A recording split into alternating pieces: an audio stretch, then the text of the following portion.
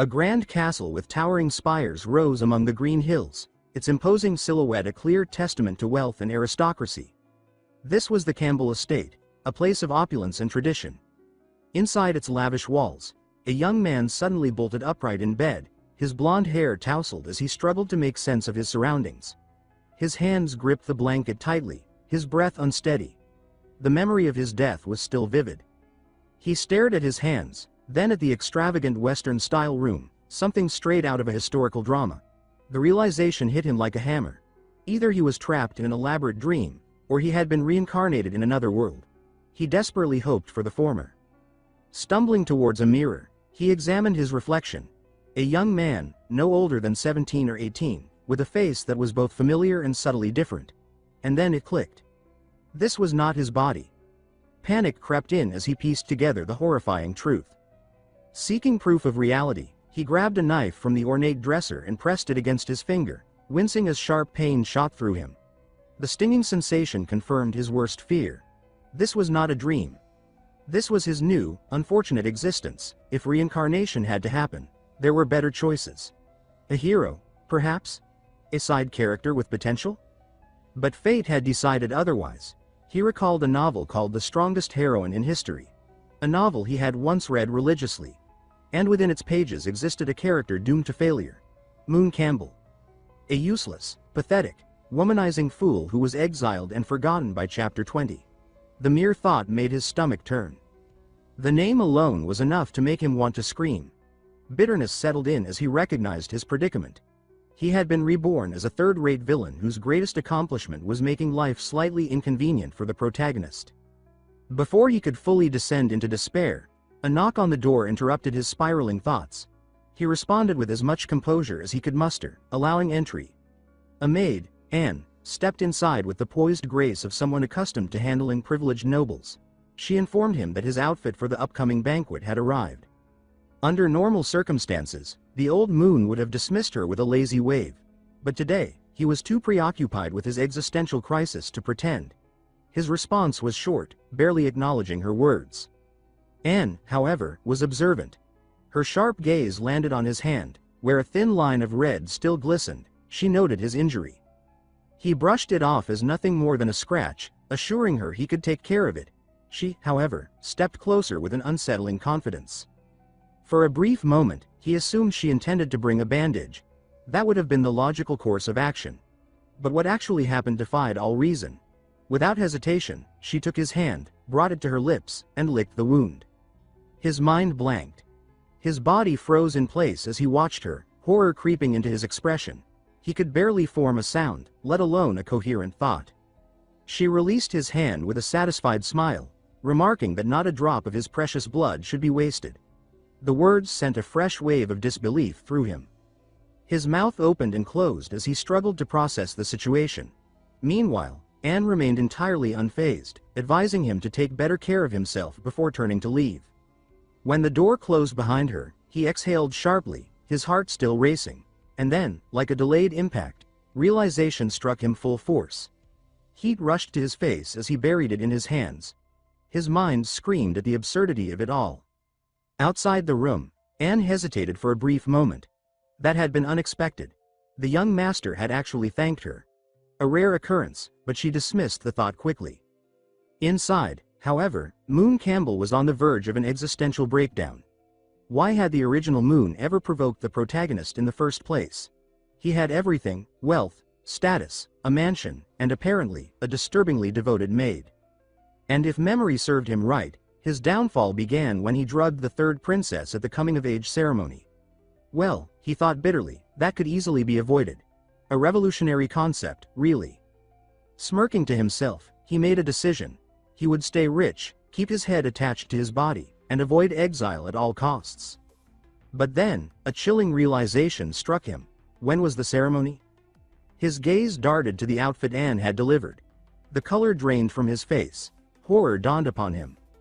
Tomorrow. A moment of absolute silence passed before the castle walls shook with a single, thunderous cry of frustration. Sprawled on his bed, Moon frantically searched for any clue, any sign of guidance in this new world. He called for a system, a wise mentor, a goddess, anything that could offer him an advantage. But there was nothing. Just silence. Panic settled in as the realization struck him again. The ceremony was tomorrow. There was no time to rewrite history, no way to alter the course of events that would lead to his downfall. Would apologizing be enough? He doubted it. Another thought struck him. A far worse scenario. What if they forced him to grovel? What if he had to endure something humiliating, like licking the protagonist's feet in front of the entire nobility? A shudder ran through him. But then, a flicker of resolve. A real man, he told himself, wasn't afraid of a little humiliation. If it came to that, he would do it with dignity. His mind wavered for a brief moment on the condition that she at least wore black stockings, and then he steeled himself. He would fall to his knees before the heroine at the speed of light and bow 3 times if it meant survival. Before he could fully embrace his tragic fate, something hard smacked him right in the head. Stunned, he rubbed his forehead, scowling as he searched for the culprit. A book lay on the bed beside him, radiating a faint magical energy. At first glance, it looked like a simple tome, but as he held it, excitement surged through him. This was it. His cheat. His god hadn't abandoned him after all. Clutching the book to his chest, he felt a renewed sense of hope. He might still be cannon fodder, but at least now he had a fighting chance. Eager to unlock its secrets, he flipped it open, ready to embrace whatever power lay within. And then, nothing. The pages were blank. A long, painful silence filled the room. His eye twitched as he flipped through every page, searching for hidden text, an activation phrase, anything. But there was nothing. His fingers trembled as he muttered to himself, trying to rationalize the situation. Maybe it needed a ritual. It was a Western European fantasy setting, after all. And what was the most cliché activation method? Blood. Without thinking too much, he ran his finger across his lip, creating a small scratch. A few drops of blood fell onto the pages, and for a moment, nothing happened. Then, the book began to tremble violently. Dark energy erupted from its pages, swirling around him in an ominous storm. Horror widened his eyes as an unbearable pain shot through his body. Blood dripped down his arms, and agony tore through his limbs. He barely had time to comprehend the situation before everything faded to black. When he awoke, he was no longer in his room. Chains bound him in a dark, cold space, his body aching from unseen wounds. His vision blurred, but as his surroundings sharpened, a figure emerged from the shadows. A girl with chilling red eyes. She smiled at him, sweet yet cruel, and whispered that she had been waiting for him to wake up. A surge of panic hit him as he struggled against the chains, but they held firm. Pain shot through his limbs, and she let out a disapproving sigh, remarking that pain was necessary. It was meant to teach a lesson. His mind reeled. What lesson? What was happening? She spoke again, her tone almost regretful. She said that this shouldn't have happened to him, but it was his own fault. His cruelty, his arrogance, his selfishness had led him here. His jaw clenched at the accusation. Ignoring his unspoken protest, she continued with eerie certainty. She claimed that his purpose had always been to hurt others, to make them despise him, to make them hate him. And in doing so, he would belong only to her. A deep chill ran down his spine as her lips curled into a grim smile. But then something in her expression shifted, her red eyes gleaming with dark devotion. She declared that it didn't matter. She would fix him, with her love, no matter how long it took. His breath hitched, stomach twisting as her voice softened with terrifying sincerity. She assured him that they would always be together, that not even death could separate them. And then, he screamed. Moon jolted awake, gasping for breath. His heart pounded violently, his body drenched in cold sweat. He clutched the sheets, struggling to convince himself that it had been just a dream. But had it? His muscles still ached, his arms burned where the chains had held him. It had felt real. His breath caught as his gaze landed on his arm. Dread slithered down his spine. If this book was supposed to be his advantage, then why did it feel like it was actively working against him? With shaking hands, he flipped the book open again. This time, ominous letters stared back at him, sending a shiver through his very soul. Do not try to change your destiny. Moon muttered the words aloud, feeling the weight of them settle over him. Dark energy seeped from the pages, a silent confirmation of his worst fears. If he tried to change anything, he would suffer for it. But if he did nothing, exile and disgrace were inevitable. He scowled, staring out the window. His initial plan, to keep his head down and stay out of trouble, had clearly been a joke. The book wasn't giving him a choice. He then remembered that in the original story, his character didn't die. He was simply exiled and became a beggar.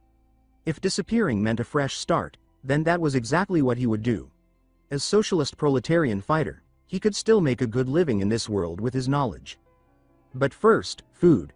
With renewed determination and an empty stomach, he indulged in one of the finest meals he had ever tasted. The meat was so tender it melted in his mouth, the wine rich and smooth like liquid luxury. His mother, Duchess Noyce Campbell, watched him curiously, remarking that he looked rather pleased.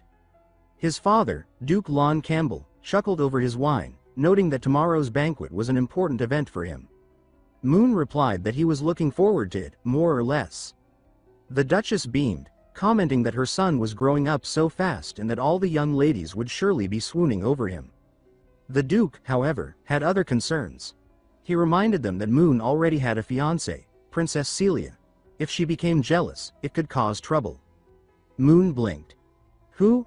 Then, memories resurfaced. Princess Celia.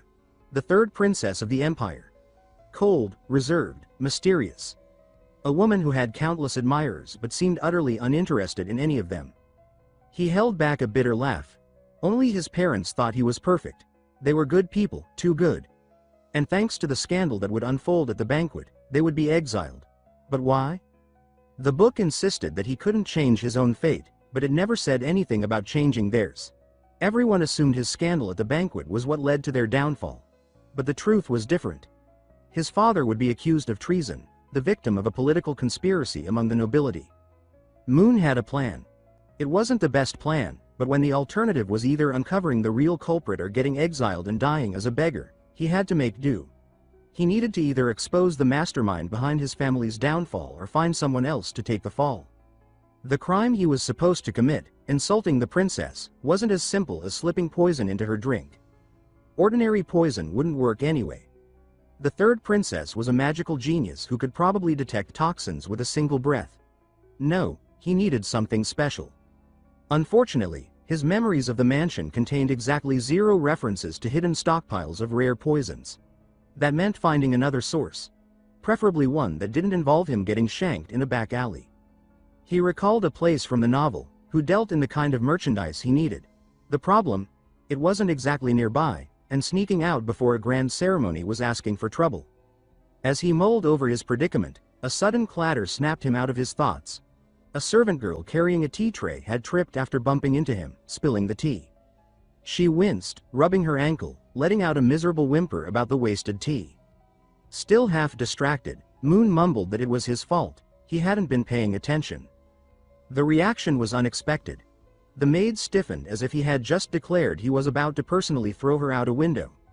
In a panicked stammer, she begged for forgiveness, promising to clean up immediately and pleading not to be punished or dismissed. She swore she would do better. Moon blinked, caught off guard. Wait, what? She looked one step away from prostrating herself, which only drove home how terrible his predecessor must have been. Rubbing his temples, he sighed, telling her to relax. He wasn't going to punish her. The girl hesitated before hesitantly asking if he was serious. He confirmed it, then frowned as he took a closer look at her. She looked pale, feverish, on the verge of collapse. He asked why she was even working when she was clearly unwell. Noelle, the maid, introduced herself hesitantly, looking genuinely taken aback by Moon's concern. It was as if the idea of basic human decency was completely foreign to her. She quickly tried to brush off the issue, explaining that there weren't enough workers due to the upcoming banquet preparations. Moon responded flatly that it was a dumb excuse. Sick people shouldn't be working. The logical solution was to hire more servants.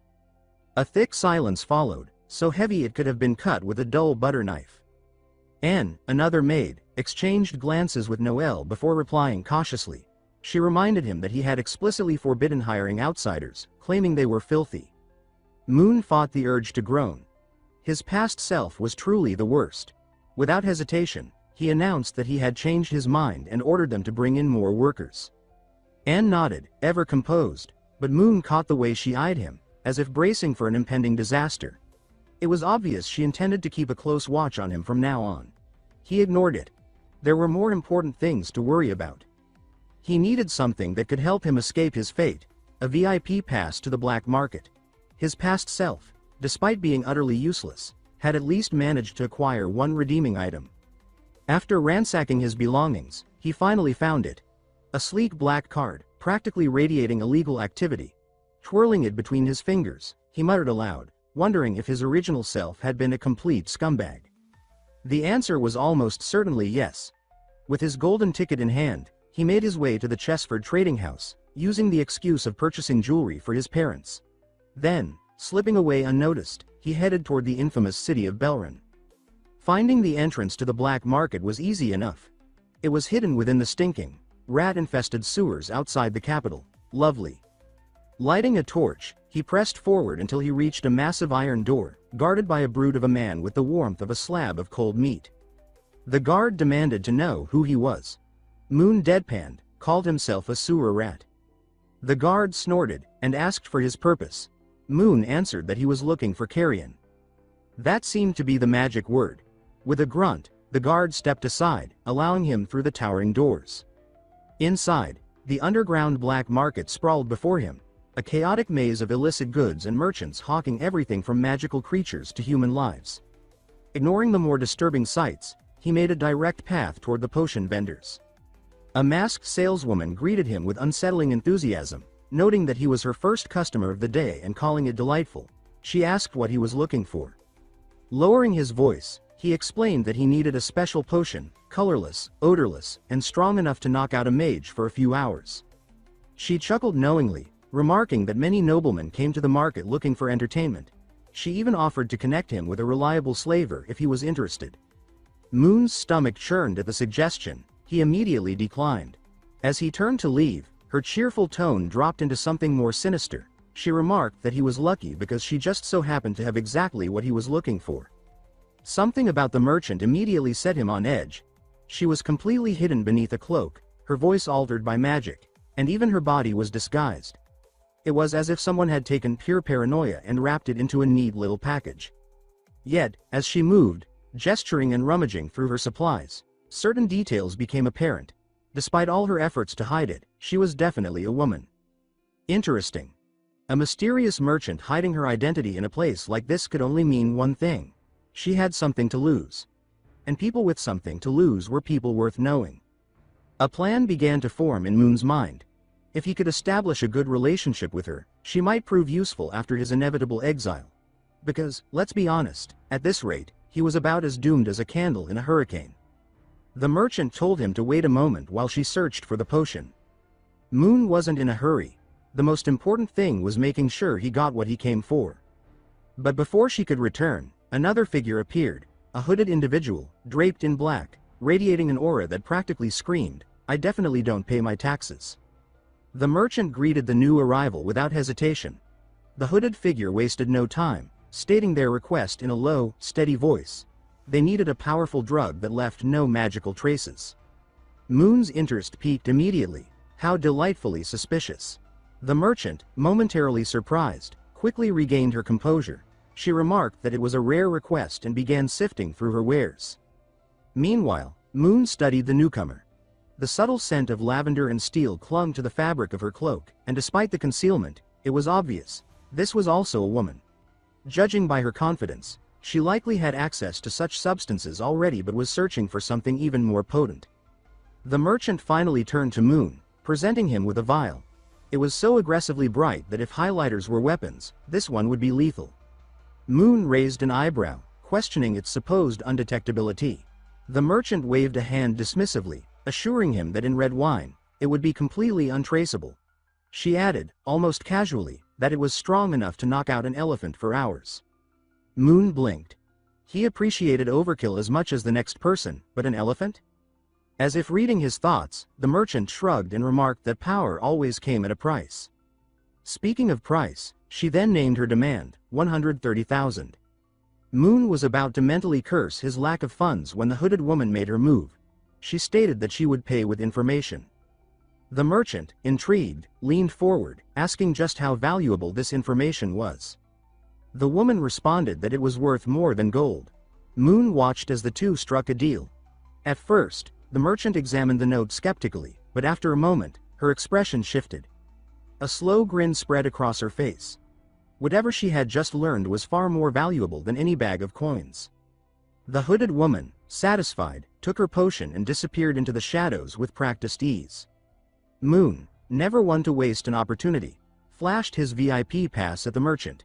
Her interest piqued. Without warning, she tossed him a small extra vial. Suspicious, he asked what it was.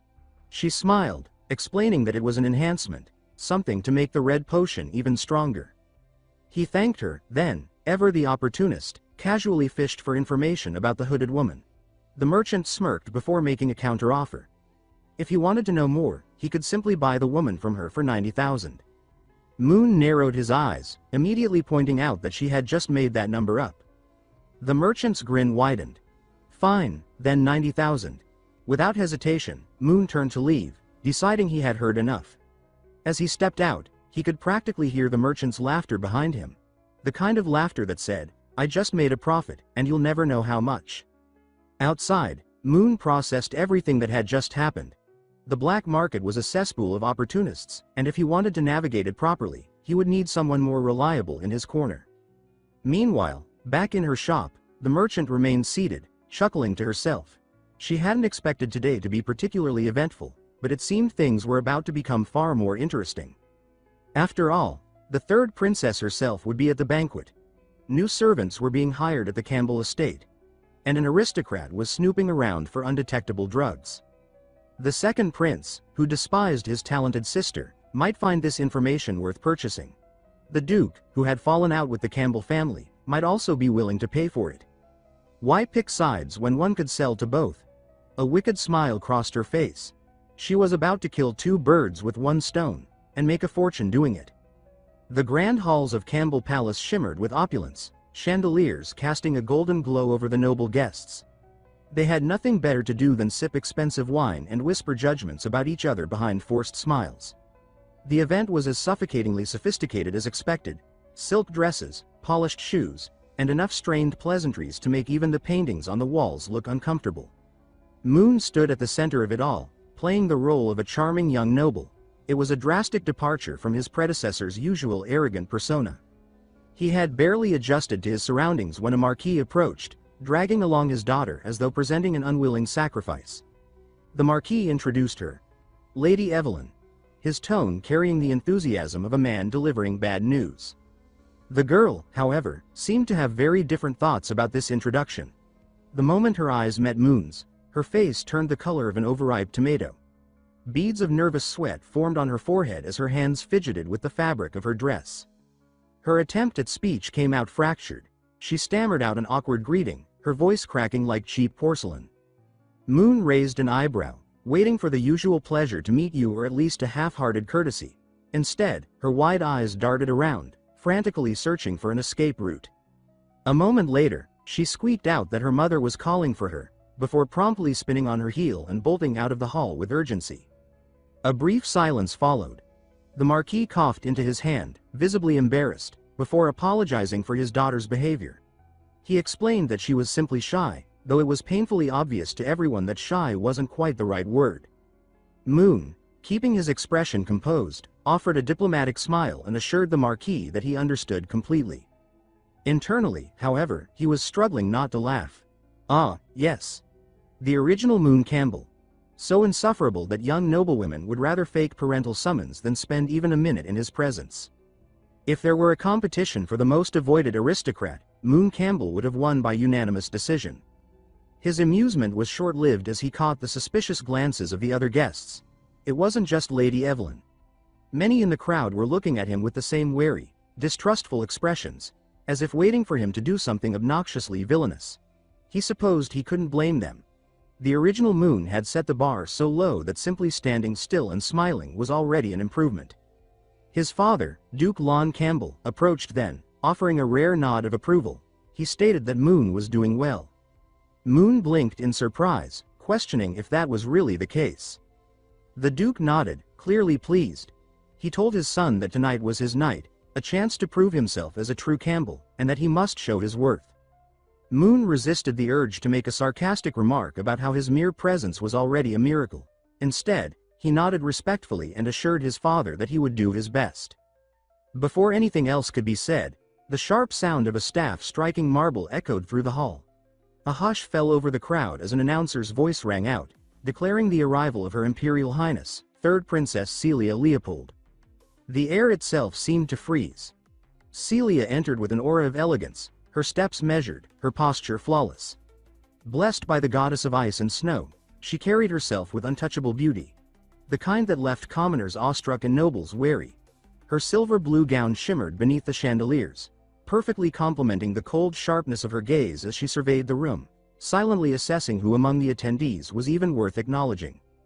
As the last of the esteemed guests arrived, Moon's father placed a firm hand on his shoulder. A rare smile crossed the Duke's usually stern face as he said he would be leaving to greet the other Dukes. He reminded Moon not to neglect the princess. Moon responded with practiced confidence, placing a hand over his chest in a show of aristocratic discipline. Celia made her way toward him, each step measured and poised, almost as if she were floating rather than walking. She greeted him formally, remarking that it had been a long time.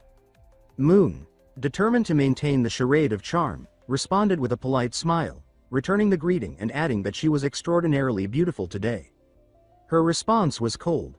She acknowledged the compliment but noted that it was rare to hear such words from him.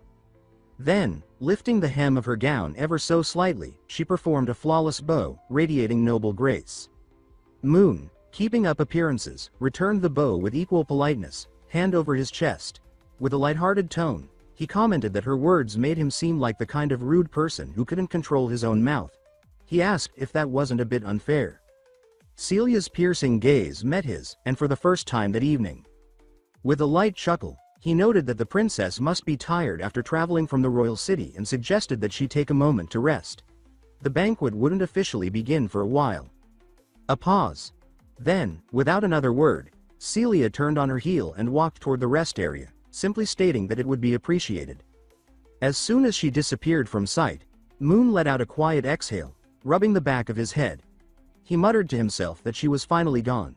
Beautiful, yes, truly beautiful, but also terrifying. No wonder she was the novel's first female lead. Meanwhile, Celia moved through the hall, exchanging the expected greetings with nobles, her poise never wavering. But her mind was elsewhere. Something about Moon seemed different.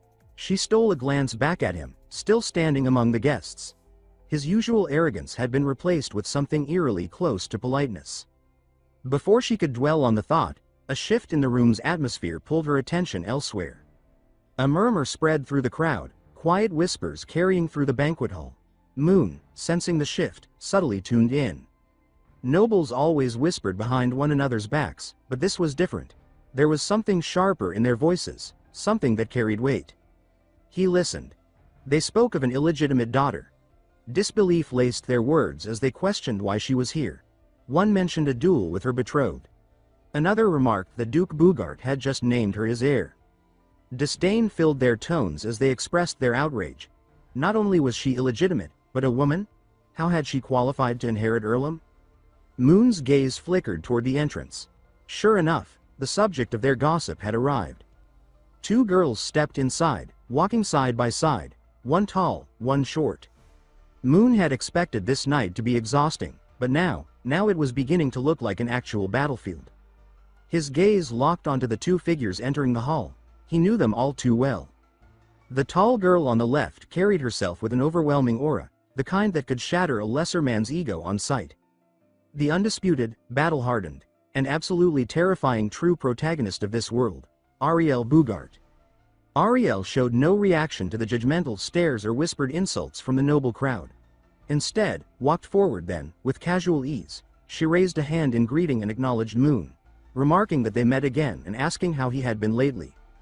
Moon, slightly caught off guard, was about to respond, perhaps even manage a passable polite greeting, when disaster struck. An obese nobleman wearing glasses suddenly burst forward, practically foaming at the mouth. His stubby finger jabbed in Ariel's direction as he bellowed in outrage, demanding to know how a lowly, illegitimate daughter dared to address young Master Moon so casually.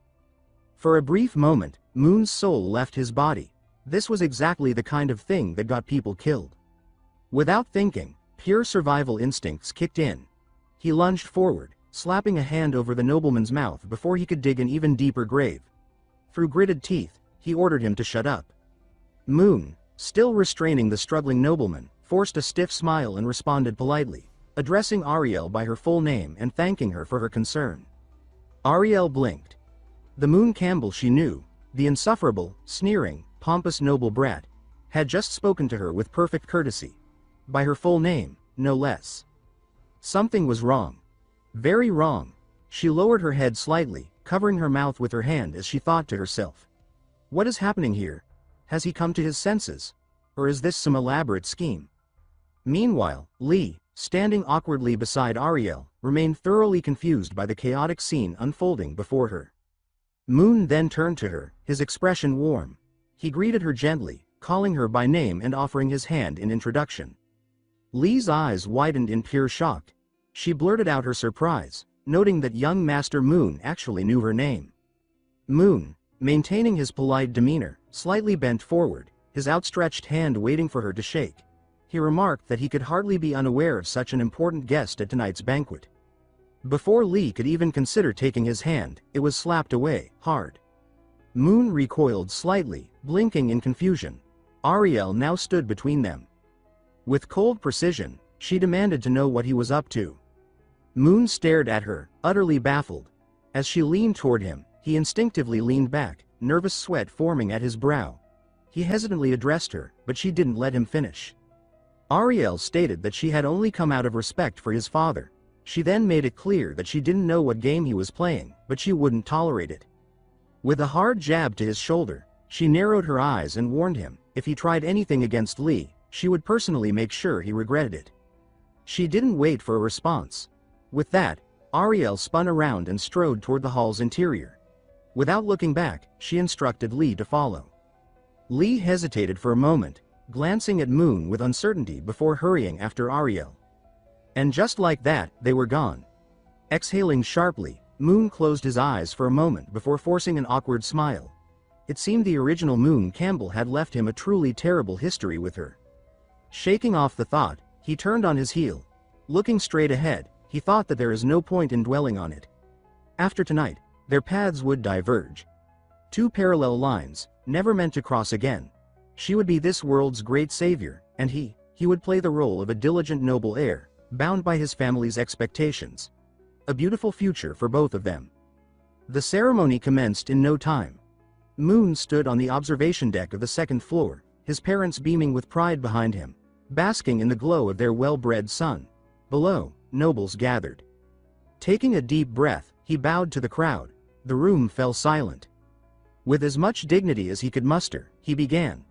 His voice rang clearly through the hall, each word carrying the weight of an 18-year-old noble forced into adulthood too soon.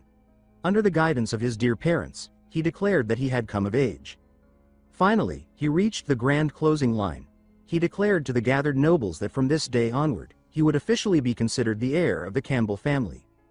His parents clapped proudly. The nobles followed suit, their polite applause echoing through the hall. Moon stood there, smiling like the perfect heir should, but inwardly, he knew the truth. It was a lie. Yes, he had said the correct lines. Yes, he had played his role well. But after tonight, everything would shift. His so-called heir status was nothing more than a limited-time promotion. Still, the speech ended with enthusiasm, and at last, he was free to loosen his tie and exhale. Under his breath, he muttered that it was finally over. With that, the ballroom truly came alive. Nobles paired off, twirling across the floor like elegant marionettes.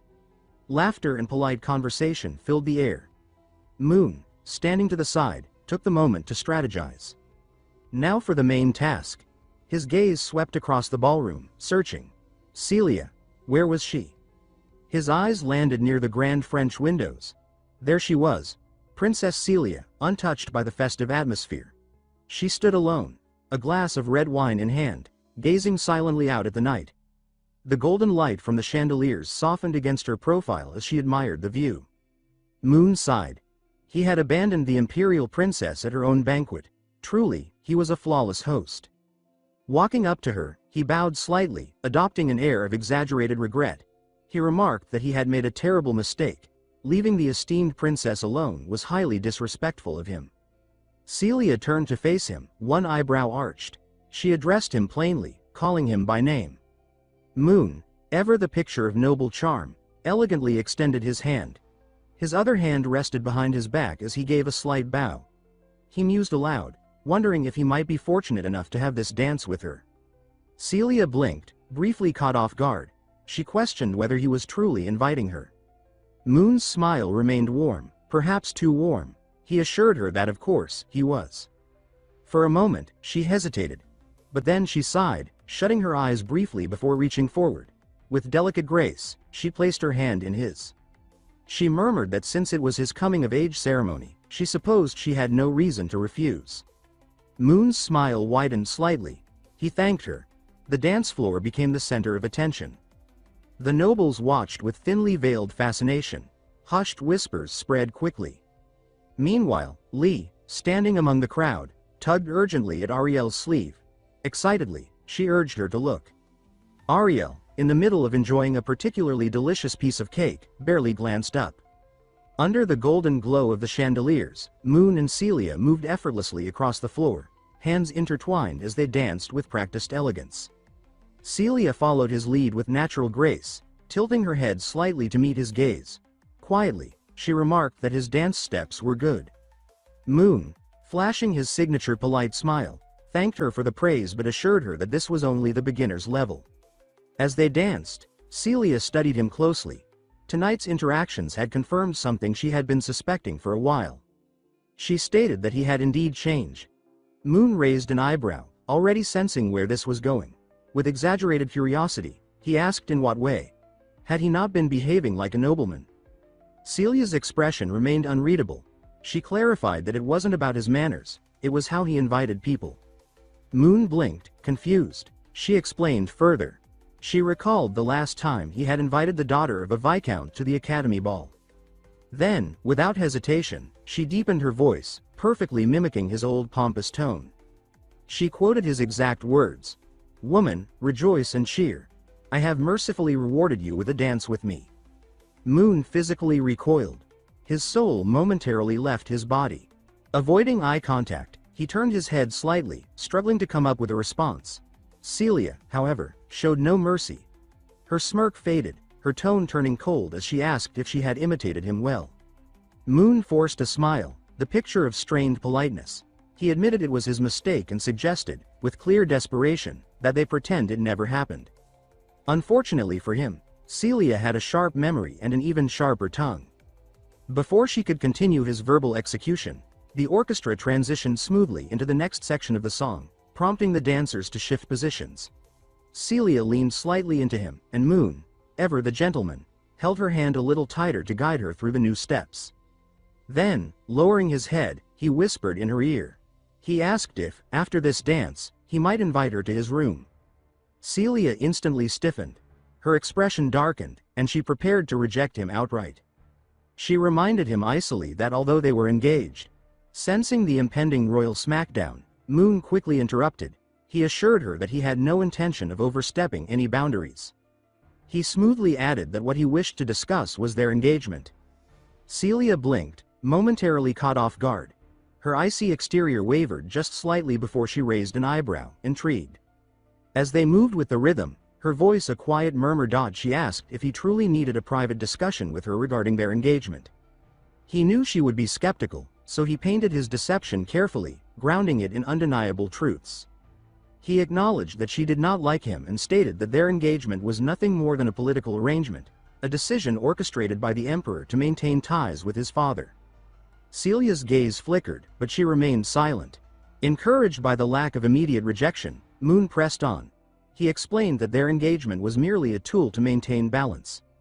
If she were to openly propose its cancellation, it would cast doubt on the royal family's credibility and strain her relationship with the emperor. He asked if he was wrong. Lowering his voice further, he whispered near her ear. He pointed out that at least when it came to ending their engagement, they shared the same goal. If they worked together, they could find a way to part without scandal or disgrace. He asked if that would not be preferable. Celia's eyes widened just slightly before she closed them, exhaling slowly, as if weighing his words against her own unspoken thoughts. Finally, she answered. She acknowledged that the matter could only be discussed privately between the two of them. Moon concealed his satisfaction with a polite smile, but inside, He felt a small victory. She believed him. She had taken the bait. Just as he relished his small success, Celia spoke again, cutting through his thoughts like a blade. She asked where his room was. Moon froze. His mind stumbled over itself, trying to process her sudden question. His room? Now? Before he could formulate a response, Celia had already made her decision. Without hesitation, she took his arm and began leading him out of the ballroom, her grip firm and unwavering. Moon barely managed to keep up as she strode forward with purpose, paying no attention to the curious glances thrown their way. He called out to her in alarm, but she did not slow down. At the far end of the hall, where the golden light of the chandeliers faded into shadows, two figures watched in silence. One of the maids, a short-haired woman with keen, observant eyes, lowered her broom, narrowing her gaze at the sight of Moon being pulled away. She muttered that the princess was leaving with that young master. Beside her, a long-haired maid stole a glance before nodding. Neither of them spoke further, but the air between them was thick with understanding. Whatever Celia and Moon were up to, it was something that needed to be dealt with. The short-haired maid exhaled, rolling up her sleeves. She told her companion to keep watch, stating that she would handle it. The long-haired maid barely spared her a glance. She reminded her to be quick, as this was the Lionheart King's territory. With that, the two maids silently melted into the crowd. Meanwhile, Moon barely had time to register his surroundings before they arrived at his chambers. To steady himself, he reached for a bottle of red wine from a nearby shelf, along with 2 glasses. If nothing else, maintaining a sense of formality was key. Masking any nervousness, he asked if Celia would like a drink. Her response was immediate and sharp. She refused, stating simply that she did not drink. Moon nearly fumbled the bottle.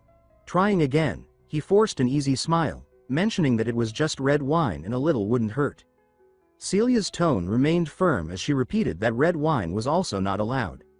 Moon watched as she closed her eyes briefly, then tucked a loose strand of hair behind her ear with practiced elegance. She explained that her constitution could not tolerate alcohol. Moon's fingers tightened around the bottle. What? His face remained neutral, but internally, alarm bells rang. She doesn't drink. His eyes flickered toward the wine, then to the cabinet where, just minutes ago, he had hidden the real tool of his plan. A small vial filled with a vivid red liquid. The potion that was supposed to ensure her temporary unconsciousness. The novel never specified exactly how Celia lost consciousness that night. He had assumed it was through the wine. But if she never drank in the first place? His pulse quickened. This isn't good. Moon forced a tight, polite smile as he turned to Celia, his voice carefully natural. He asked what she would like to drink instead. Celia remained neutral, pondering for a brief moment. She started to say that she only drank black tea or coffee. Moon quickly composed himself, stepping forward with practiced grace. Placing a hand over his chest, he bowed slightly, adopting an apologetic posture. He smoothly explained that, due to unforeseen circumstances, no other beverages were available tonight except for red wine and black tea. His voice was calm, carefully measured, but inside, his heart pounded. He could feel her gaze on him, sharp and assessing. Even though his words had come out flawlessly, he couldn't shake the fear that she might sense something was off. Celia rested her chin on her hand, tilting her head slightly in thought. After a short pause, she nodded, seemingly unconcerned. She said she would have the black tea. Moon barely managed to suppress the relieved sigh threatening to escape. Instead, he let his face light up with polite enthusiasm, his voice carrying just the right amount of joy. He told her he would go get it now. Celia watched him move with quiet scrutiny, her face unreadable. His reaction was odd. He was acting far too excited over something as simple as brewing tea. Is making tea really such a joyful thing for this guy? She wondered silently. Moon worked swiftly, pouring the freshly brewed black tea into 2 porcelain teacups. He placed them on the counter, keeping his back turned to Selassie. The critical moment had arrived. He exhaled slowly, steadying himself. Carefully, he opened the lid of the vial and tilted it over one of the teacups. A single drop of the shimmering red liquid slipped into the dark tea, dissolving instantly. His lips pressed tightly together as he added a few more drops. He wasn't sure what the white substance in the other potion was, so he decided it was better to be cautious and avoid using it. Before he could consider it further, Selassie called out from the other room, asking if the tea was ready. Moon flinched, his fingers jerking, and the white potion's cap popped off. His heart nearly stopped. Startled, a small sound escaped him before he could suppress it. Panicked, he spun around, shoving both bottles behind his back, clutching them tightly as if his life depended on it. When he turned, Selassie was there, her gaze piercing and unreadable. He forced a smile, his voice strained as he told her the tea was almost ready. Selassie didn't respond, merely watching him for a moment before turning away and returning to her seat. Relief washed over Moon, but his nerves remained on edge. His palms were damp with sweat as he turned back to the counter. He closed his eyes briefly, his breath shaky as he wiped his forehead. The encounter had been too close. He knew that if Selassie had seen what he was doing or noticed anything unusual, his fate would have been sealed. His fingers still trembled when his gaze dropped to the floor. His breath hitched. A dark stain gleamed faintly on the polished wood, red, unmistakably the same color as the potion. His mind raced in disbelief as he wondered if he had spilled it. His body stiffened, and his fingers twitched before he reached out, despair settling in as he stared at the wasted potion. This was supposed to be his first chance at fortune. His plan had been perfect. Dilute the potion, divide it into small portions, and sell it as a sleeping aid. Easy money. Before he could dwell further, Celestia's voice broke his trance, calling him by name. Her tone was smooth yet firm, carrying an air of expectation. Moon jolted upright, pushing his grief aside as he rushed to respond. He hurried over, unaware of the shadowy figure that lingered just beyond the window, a silent observer who vanished into the darkness. Moon carefully presented Celestia with her teacup. As she reached for it, her gaze paused on the tea itself. She remarked that the black tea looked unusually red, almost glowing. His breath stopped as she analyzed the liquid, noting how unnaturally vivid it appeared. Tiny glimmers, like stardust, swirled within the tea, something she had never seen before. Moon's pulse quickened. He forced himself to remain calm, struggling to find an explanation. He hastily claimed that the tea was a rare and valuable blend from the Eastern Kingdom, called Big Red Robe. Celestia traced the rim of the cup with her fingers, her lips curling slightly. She remarked that if the tea was so rare, then surely Moon should drink first. His throat went dry. He tried to dismiss her suspicion with a nervous smile, weakly joking that he would never attempt anything dishonest. Celestia, unimpressed, sighed and stated that proper etiquette required the host to drink first. Knowing he had no choice, Moon reluctantly agreed. Just as he raised the cup to his lips, Celestia's voice stopped him. She quietly instructed him to wait. His heart clenched as he turned back to face her, only to watch in horror as she reached out and took his cup for herself. For the first time that night, Khaleesi smiled, a small, knowing smile that made Moon's heart stop. She suggested that they swap cups. Moon tried to speak, but his voice faltered between a protest and sheer panic. He struggled to form words, but before he could react, Khaleesi had already lifted the cup to her lips and taken a delicate sip. The room fell into absolute silence. Moon watched in horror as she remained frozen, motionless. His heart pounded violently, and his hand reached out instinctively as he shakily addressed her. He noticed her expression shift, her eyes turning hazy, her breath unsteady. A faint red flush crept across her face. Before she could say another word, her body swayed, and the teacup slipped from her fingers, shattering on the floor. She collapsed onto the sofa, unconscious. For a moment, Moon stood frozen, his heartbeat thundering in his ears. Then, slowly, he exhaled. He muttered to himself that the potion had worked. His eyes scanned her still form, and he realized the mixture was far stronger than he'd expected. Seeing it take effect so quickly, especially on someone as powerful as Khaleesi, was unsettling. He wiped the sweat from his brow and tried to gather his thoughts. The plan had succeeded, but now what? He remembered what was supposed to happen next. According to the novel's plot, Ariel, the Overlord girl and the last person Moon wanted to deal with, was supposed to arrive soon. He knew he had to prepare the scene exactly as it was described in the story. He carefully adjusted the folds of Khaleesi's gown, nothing improper, just enough to create the illusion of disarray that matched the novel's details. He ruffled his hair, loosened his collar, and ensured he appeared just the right amount of disheveled. Everything had to be perfect. Glancing at the door, he took a deep breath. Everything was set. Now, all he had to do was wait for the misunderstanding to unfold. Moon remained in the dimly lit room, fingers tapping anxiously on the wooden table as he stared at the door. Any minute now, Ariel was supposed to arrive, sword drawn, ready to expose him and turn this moment into a chaotic climax. But time kept passing. He glanced at his silver pocket watch, his brow furrowing. Too much time had gone by. He whispered to himself, wondering why Ariel hadn't arrived yet. By now, she should have been here, confronting him, rescuing Khaleesi, and turning this whole staged scenario into a predictable mess. But half an hour had passed, and nothing had happened. Unease began to build inside him. Moon retraced the events in his mind, piecing together the timeline. Then, a memory surfaced. Noelle, the maid. He recalled that in the original novel, a blonde maid had accidentally spilled tea on Ariel's dress, forcing her to leave for the bathroom, where she was supposed to stumble upon his staged scene. But yesterday, Moon had dismissed all the sick maids, including Noelle. A cold realization settled over him. He had changed the plot. His gaze shifted to Khaleesi's unconscious form. The glow of the lanterns flickered across her face, illuminating the unnatural flush in her cheeks and the faint crease in her brow. His hands clenched tightly. If the story had already veered off course, what else might change? He told himself to stay calm. There had to be a way to fix this. But before he could think further, something shifted in the room. The air felt colder, sharper, a creeping chill that slithered through the space. It wrapped around him like an unseen force, seeping into his skin. Before he could finish the thought, hands reached out toward him.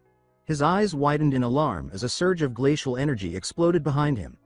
A powerful wave of cold magic tore through the room, splintering chairs, cracking wood, and coating every surface in a layer of ice. The once warm room transformed into a frozen abyss in seconds. Moon barely had time to react before something heavy crashed into him. Khaleesi had awoken, her body still feverish from the potion. Pressed against Moon, she instinctively released another pulse of chilling energy. A mist of frost swirled around them, biting into his skin and draining the warmth from the air. Moon's mind raced in alarm. Desperately, he tried to explain himself, insisting that it wasn't what she thought. He attempted to tell her that she had consumed the potion by mistake, but before he could finish, Khaleesi murmured softly that she felt unbearably hot. Moon's chest tightened with unease. Something was wrong. This wasn't normal. He pressed his palms against the frozen floor, attempting to push himself up, insisting that he needed to fetch a doctor. Before he could rise, the ice thickened around his wrists, seizing him in place with a sharp, freezing sting. His breath hitched as he realized Khaleesi had restrained him. Moving closer, her steps slow and deliberate, Khaleesi whispered that his body felt so wonderfully cool. Moon's breathing grew faster as he pleaded with her to wake up, his voice shaking. He tried to call for Ariel or anyone who might help, but before the words could fully escape, Khaleesi leaned in closer and softly pressed a kiss against his lips. Meanwhile, elsewhere in the Duke's mansion, Ariel walked briskly down the grand hallway. She dabbed at her dress with a handkerchief, muttering in frustration about her misfortune.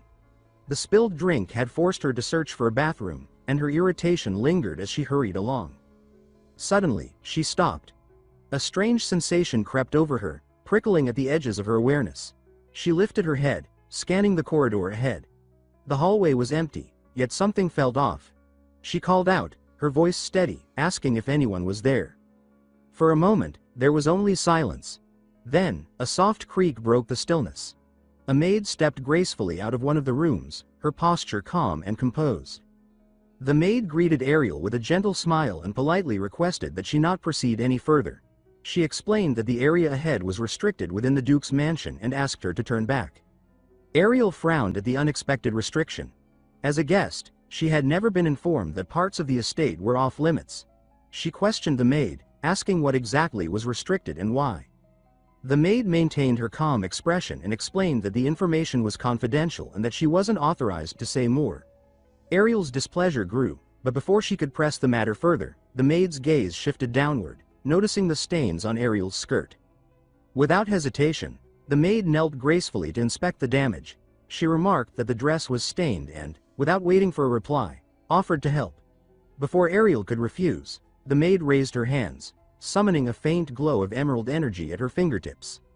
Soft green magic swept over Ariel's dress, the stains dissolving effortlessly as if they had never existed. Ariel stared in surprise. running her fingers over the now spotless fabric. She murmured her amazement, impressed by the maid's skill. Curiosity flickered in her eyes as she remarked on the Campbell family's reputation, noting that even their maids possessed magical abilities. The maid responded humbly, downplaying her talent as nothing special. Moments later, the maid wiped her hands with a handkerchief and mentioned, almost casually, that the banquet would soon be serving a limited number of pachichi cakes. She advised Ariel not to miss the opportunity if she enjoyed them. The words froze Ariel in place.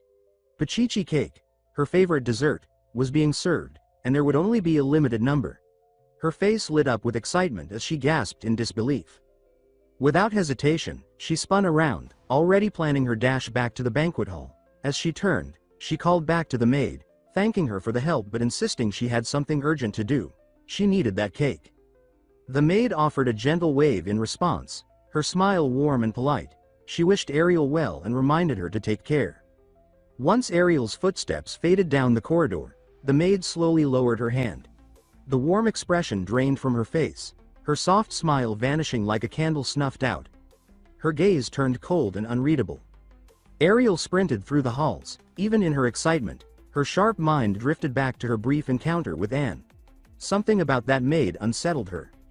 Ariel recalled muttering to herself about the faint scent of blood that lingered around Anne. It wasn't strong or overwhelming, but with her heightened senses, she couldn't miss it. A faint, metallic trace hidden beneath layers of perfume and soap. Something was off. There had also been another presence nearby, someone watching. She had sensed them, carefully concealed, observing from the shadows. Whatever was going on in the Campbell household seemed suspicious, but Ariel decided it wasn't her concern. As for Princess Silesia, Ariel remembered spotting her leaving the ballroom with Moon. She paused briefly, wondering if she should be worried, but quickly dismissed the thought.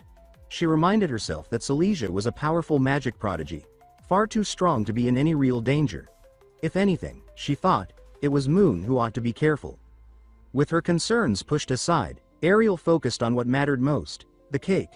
Her expression hardened with determination, her fists clenched, and her pace quickened. Nothing, she told herself, was more important than her pachichi cake.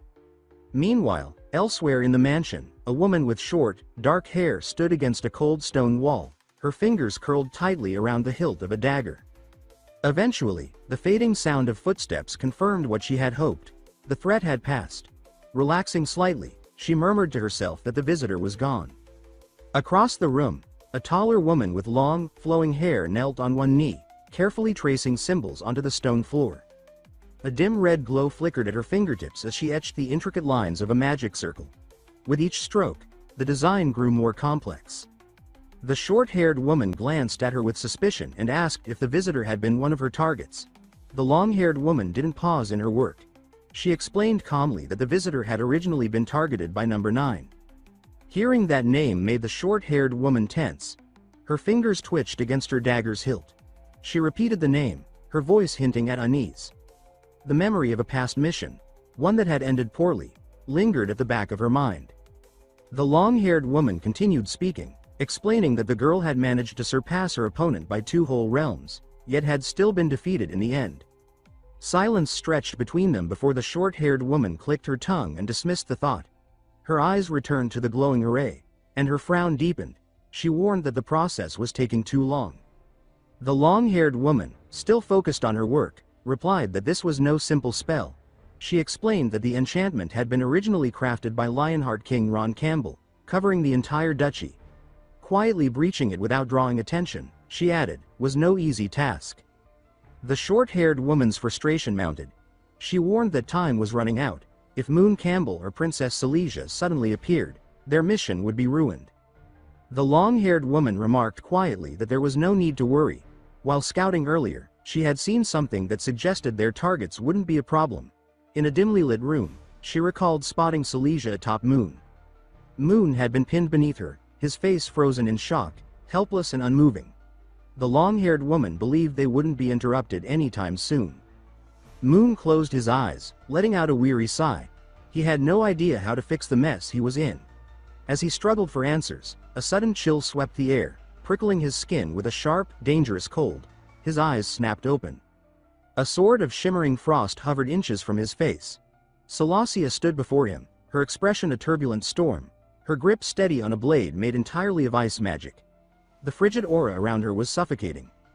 She said coldly that he should speak his last words. This was his final chance before death. Moon swallowed hard. This was bad, very bad. Slowly, he braced his hands on the ground and inched backward, forcing a shaky smile.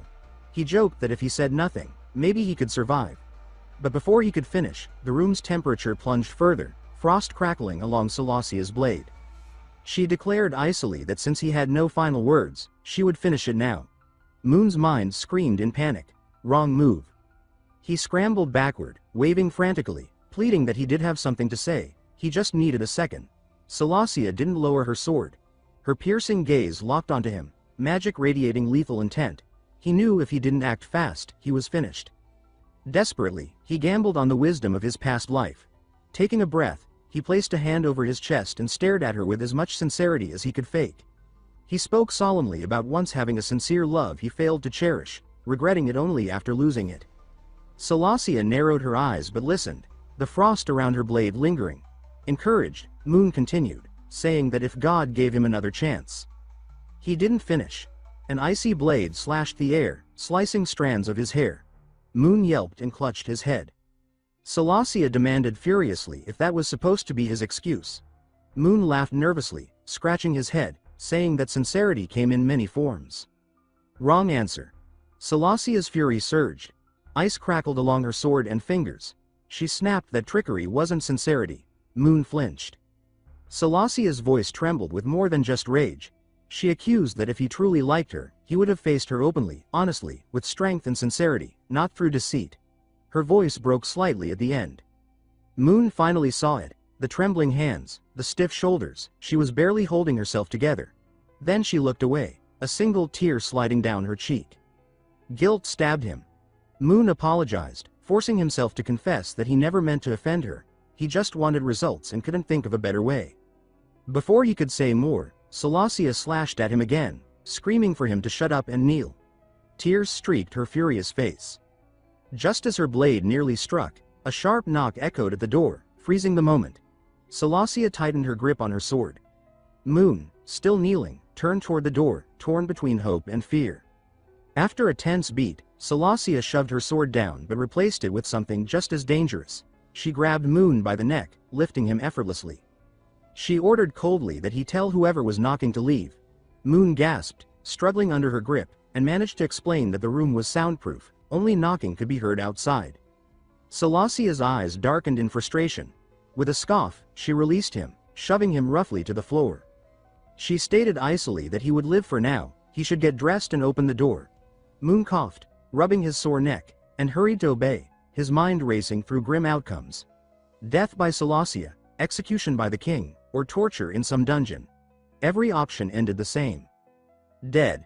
Sighing grimly, he opened the door, bracing for Ariel's arrival. Her timing was supposed to save him according to the original plot. But the voice that greeted him wasn't hers. A polite, unfamiliar maid stood there, carrying a tray of desserts and tea. She said sweetly that the madam had noticed the long conversation and thought they might be hungry. Moon blinked, relaxing slightly. Just snacks. He awkwardly thanked her and gestured for her to enter. As the maid crossed the room, he frowned. She seemed unfamiliar, and he knew every servant in the mansion. Suspicious, he asked who she was. The maid explained smoothly that she had been assigned last night, so it was normal he didn't recognize her. Moon, still wary, casually asked if she had been hired for the banquet, noting he had heard there were no extra uniforms available. For a heartbeat, the room was silent. Then the maid's polite smile vanished. Her green eyes snapped open, and dark magical energy erupted around her, crackling violently. The blast threw Moon backward into the door with a painful thud. Realization slammed into him. The target wasn't him, it was Selasia. The maid leapt into the air, pulling out two hidden daggers. She slashed downward with deadly speed. But a flash of icy blue light flared. Selasia's sword materialized, effortlessly blocking the twin blades. Debris scattered from the force of the clash. Moon shielded himself, pressing against the door, watching through squinted eyes. Selasia stood firm, meeting the assassin's attack without flinching. Selasia demanded coldly whether her foolish brother had sent the assassin. The maid sneered, replying that client identities were top secret. She leaned closer, smirking darkly, and declared that Celestia would die here today. Suddenly, golden magic circles flared across the walls. The assassin, triumphant, proclaimed that the third princess of the empire would die at the Duke of Campbell's mansion, announcing it as if delivering a grand finale. The magic circles transformed into dozens of blazing light swords, all aimed directly at Celestia. The radiant glow lit the room, and death closed in. The short-haired assassin sprang back just in time to dodge the devastating impact. One massive sword after another slammed into where Celestia had stood, each explosion shaking the room. She murmured to herself that there was no way Celestia had survived. Even an instructor from St. Maria College would struggle against such an assault. But then, a surge of icy air swept the room, devouring the fire. From the thinning smoke, Celestia's voice rang out, steady and commanding as she invoked ice to take form, frost to turn into a spear, and demanded supremacy. She burst forward like a freed storm, a long spear of pure ice crackling in her hands. The assassin instinctively bent backward, barely dodging the slash. Celestia stared down at her with complete detachment, unaffected by the previous attack. The assassin's eyes widened in disbelief, realizing Celestia was not only unscathed but counter-attacking. Near the door, Moon shielded his face, muttering under his breath that gods fought while mortals suffered. He tried the door handle, heart sinking when he found it locked. Another blast of magic nearly grazed him, and without thinking, he dove behind a table, determined not to become collateral damage. Peeking out cautiously, he grimaced. Assassins had never been part of the Duke's mansion events in the original novel. Then a memory surfaced. He remembered instructing Anne just last night to let unwell servants rest and recruit outsiders for the ceremony. Cold sweat ran down his spine as he realized his order had been exploited. He thought grimly that someone had to have been watching the Duke's mansion all along. A sudden explosion jolted him back to reality as an ice cone shattered, spraying deadly shards across the room. Moon yelped, huddling lower, one hand shielding himself, the other peeking out at the battle. He acknowledged bitterly that he had no magic, no combat skills, and no heroic resilience. Fighting was suicide. His best hope was for Celestia to win. But doubt gnawed at him. With the story so far off course, he no longer knew if Celestia's victory would guarantee a good ending. The assassin's voice pierced the air, calling Celestia a super genius chosen by the gods. Moon opened his eyes to see Celestia, bruised but still standing firm, her composure unbroken. Celestia stated that the assassin's attacks included sudden footwork, light arrow magic, and gravity magic, noting that two had been activated without visible magic power. She concluded sharply that another assassin was hiding in the next room. The short-haired assassin chuckled darkly, admitting Celestia's insight surpassed even the rumors. She said that even among monsters, Celestia stood apart. Unfazed, Celestia condensed her spear into a sword, its blade glowing with cold energy. She pointed it at the assassin and demanded to know who had ordered the attack, offering to spare her life in return. The assassin tilted her head slightly, amusement flashing in her green eyes. She remarked mockingly that while she shouldn't waste time, sometimes even an assassin needed to stall. Just then, the walls trembled. Dust fell from the ceiling as brilliant golden light flared against the wall. In the next room, a long-haired woman in black knelt with one hand pressed to the floor, activating a massive golden magic circle. Sweat dripped from her forehead as she shouted that she had sealed the room and urged the other to hurry. The short-haired assassin responded smoothly, palming a hidden dagger with one hand while reaching into her skirt with the other. She pulled out a small glass bottle filled with thick red liquid. An ominous black aura coiled around it like living smoke, radiating an unnatural chill. Lifting the bottle to the light, she began chanting that with the blood of 100 innocent children, she offered the sacrifice to the molten god, Lord of the Crimson Sun, the great withering king. Celestia's eyes narrowed dangerously. The moment she heard the name, a terrible unease gripped Celestia. She surged forward, her ice magic crackling to life, determined to stop the assassin. But she was a second too late.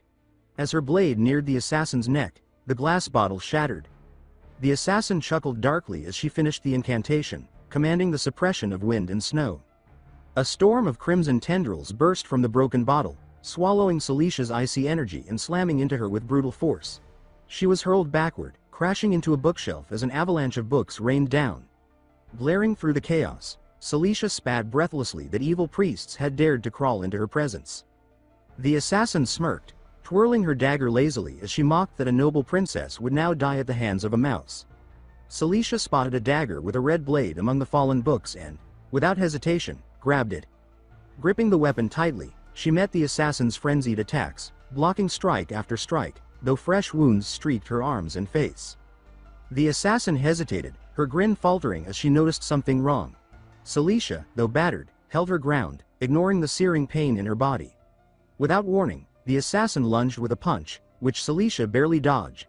Scoffing, the assassin declared that without ice magic, Celicia was nothing but a lamb awaiting slaughter. A brutal kick slammed into Celicia's waist, launching her into a wooden cabinet with a violent crack. Splinters scattered, yet Celicia, bloodied and gasping, forced herself upright, gripping her arm to steady herself. The assassin sneered that it was a good look for her and said it was time to end it. She stepped forward, promising to take Celicia's head, her voice dripping with satisfaction. Her dagger drove straight for Celicia's heart. A sharp, wet sound ripped through the room. Blood splattered across the floor, but it wasn't Celicia's.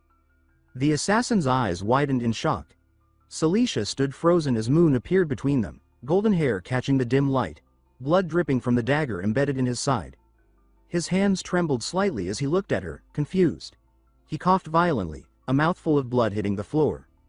Just moments earlier, as Moon had hidden behind the table, the door had creaked open.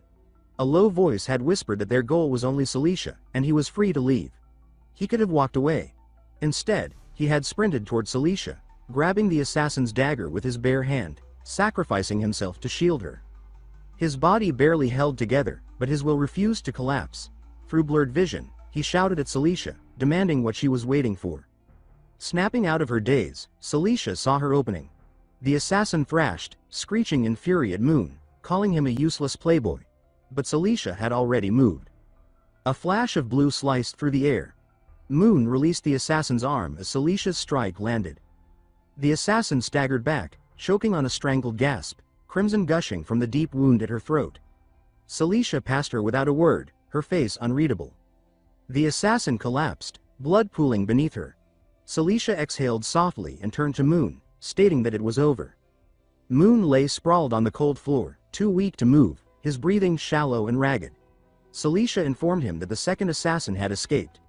Moon could barely react, thinking bitterly how fantastic that was. Her gaze flickered toward him, suspicion mixed with something else. She asked if this assassin had been someone he hired. Moon let out a weak, wheezing chuckle, managing to deny it between gasping breaths.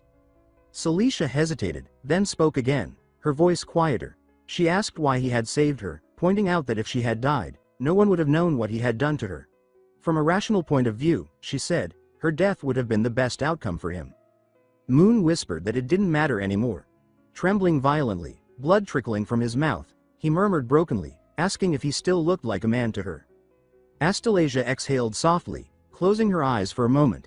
She stated that in 10 breaths, he would have no blood left, and gave him 3 sentences to say his final words, promising to pass them on to the Duke and Duchess. Moon, voice hoarse but tinged with amusement, refused. He said his curse was gone and that it was the best outcome, no words or legacy needed. Still, if he had to say something, his trembling, blood-stained hand reached up, brushing Astalasia's cheek. She stiffened, caught off guard by the gentleness. Moon whispered an apology, then confessed that he really liked her. His fingers lingered a moment longer before falling lifelessly to the ground. His breathing faded, his body going still. Astalasia stared at him, expression unreadable. After a long silence, she muttered that an apology and a life were not enough to make up for what he had done. Her body trembled slightly, emotion she refused to name boiling under the surface. She declared that she would not accept his apology. Ice formed beneath her fingertips as she poured magic into him, insisting he must live to atone for his sins. Moon blinked, his eyes open, expecting pain but feeling only warmth. He floated weightlessly in endless nothingness, his clothes gone, but it didn't seem to matter. He mused that death wasn't bad, cozy, even. Closing his eyes, he replayed his final moments, proud that he had chosen to die protecting someone as beautiful as Celicia. Not a bad way to go, he thought. Sitting up, he muttered that maybe he had made a mistake. He had a clear shot at rebirth, and he threw it away trying to be a hero. He wasn't the original Moon Campbell, the arrogant scumbag who would have walked away. With a sigh, he looked down and noticed swirling black energy forming before him. A book materialized from the mist, the prophecy book. He glared as it flipped wildly, spewing dark energy. A black mist formed into a screen, flickering incomplete words. "Keep struggling, Moon Campbell, and for the sake of this world, my..." Before he could process it, black-purple energy surged from the book. Moon shouted in frustration, demanding why it appeared only now, when it was too late. But the book gave no answer. With a final burst of light, it absorbed him completely. Meanwhile, in the sewers beneath the Duke's mansion, the long-haired assassin ran, boots splashing through murky water. Their mission had failed, ruined by Moon's interference. She cursed under her breath, furious that she hadn't eliminated him first. Intent on escaping, she sprinted through the tunnels, until a deep voice echoed around her. She skidded to a stop. A tall figure emerged from the darkness, his crimson-red aura illuminating the tunnel, suffocating the air. Behind him, a massive lion-shaped spirit blazed, red as molten fire. She instantly recognized him. Lionheart King Ron Campbell, Duke of Campbell, Moon's father. Ron stepped forward slowly, one hand resting on his sword hilt. He mused that he hadn't expected the assassin to know his name and then demanded she tell him, in detail, what she had planned for his precious son. The red lion behind him roared, shaking the tunnels. The assassin gritted her teeth, every muscle tense. She knew she wasn't facing just any opponent. She was prey now, and her hunter was Ron Campbell, a man feared across the continent. Moon lay unconscious, his breathing steady as Anne sat quietly by his bedside, watching over him. Sunlight crept across his pale face, a warm contrast to his stillness. Slowly, Moon's eyes cracked open, dazed and unfocused. Anne leaned forward, her voice filled with relief as she called to him. Blinking a few times, Moon's vision sharpened. He recognized her and murmured hoarsely that it was Anne. She nodded, leaning closer to check on him, asking if he felt any discomfort and offering to call a doctor. Moon exhaled weakly, refusing the doctor and insisting he just needed to use the restroom. He tried pushing himself upright, but a sharp pain shot through his chest. His weak muscles gave out, and he collapsed backward. Anne caught him instantly, steadying him gently and warning him to be careful.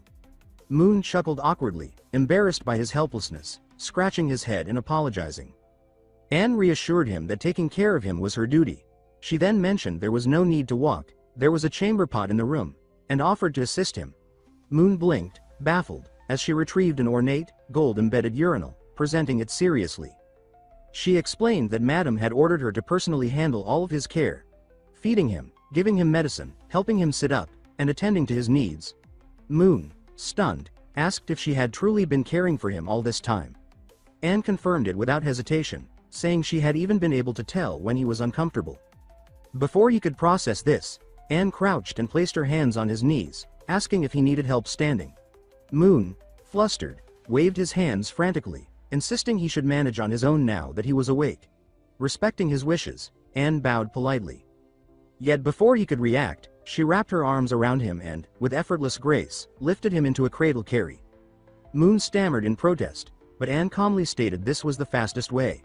Cradled helplessly, Moon could only stare, mortified. Meanwhile, down a mansion corridor, Noelle and other maids were sweeping when hurried footsteps echoed toward them. Noelle looked up, only to see Anne sprinting by, carrying Moon like a princess. Blinking in disbelief, he muttered in shock that the young master was awake.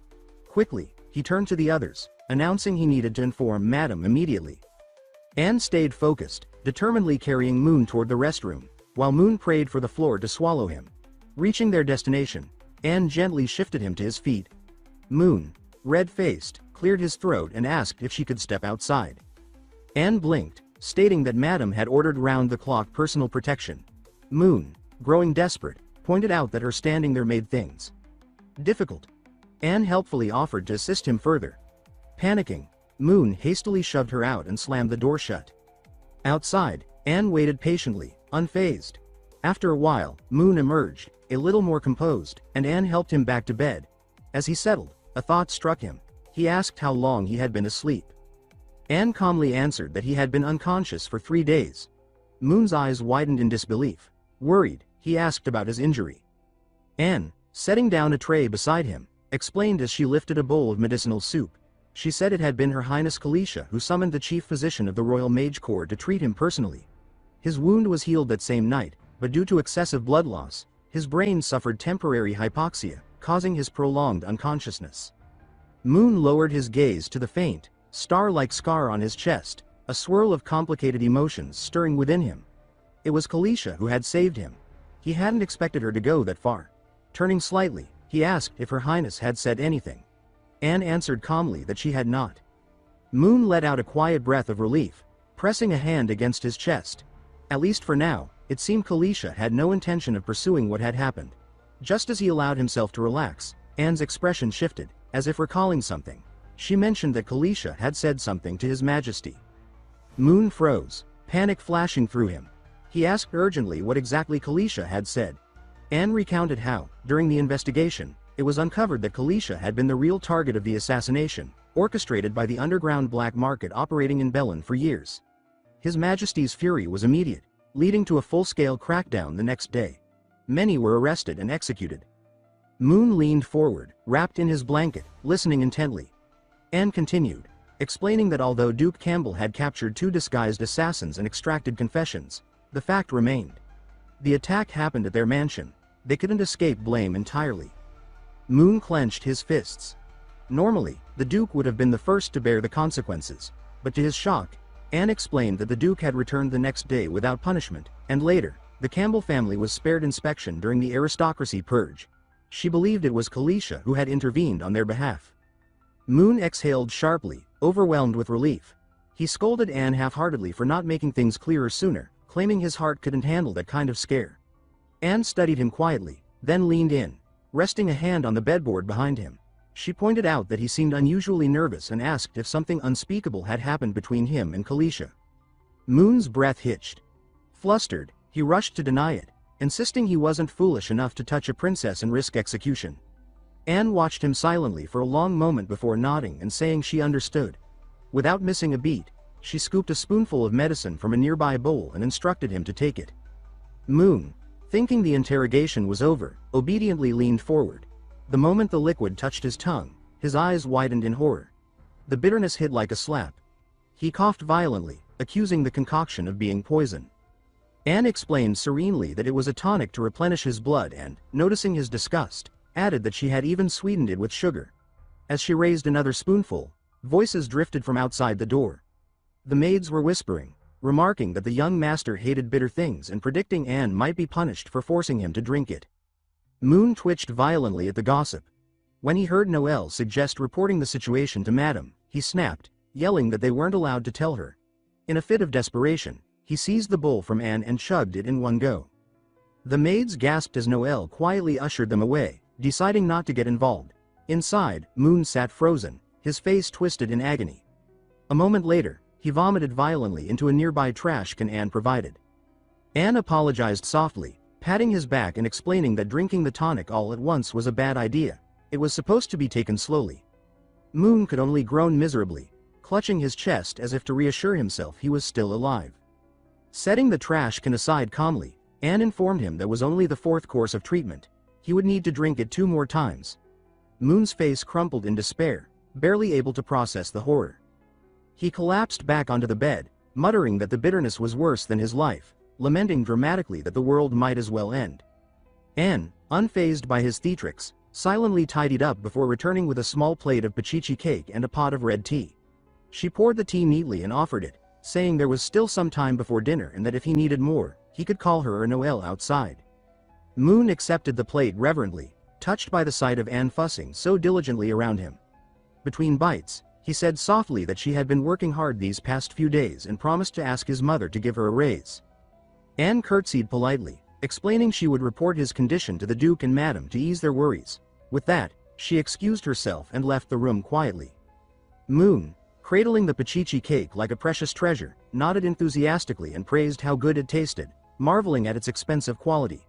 As Anne reached the door, she paused to mention that the palace had sent a letter that morning, now placed in the cabinet beside his bed.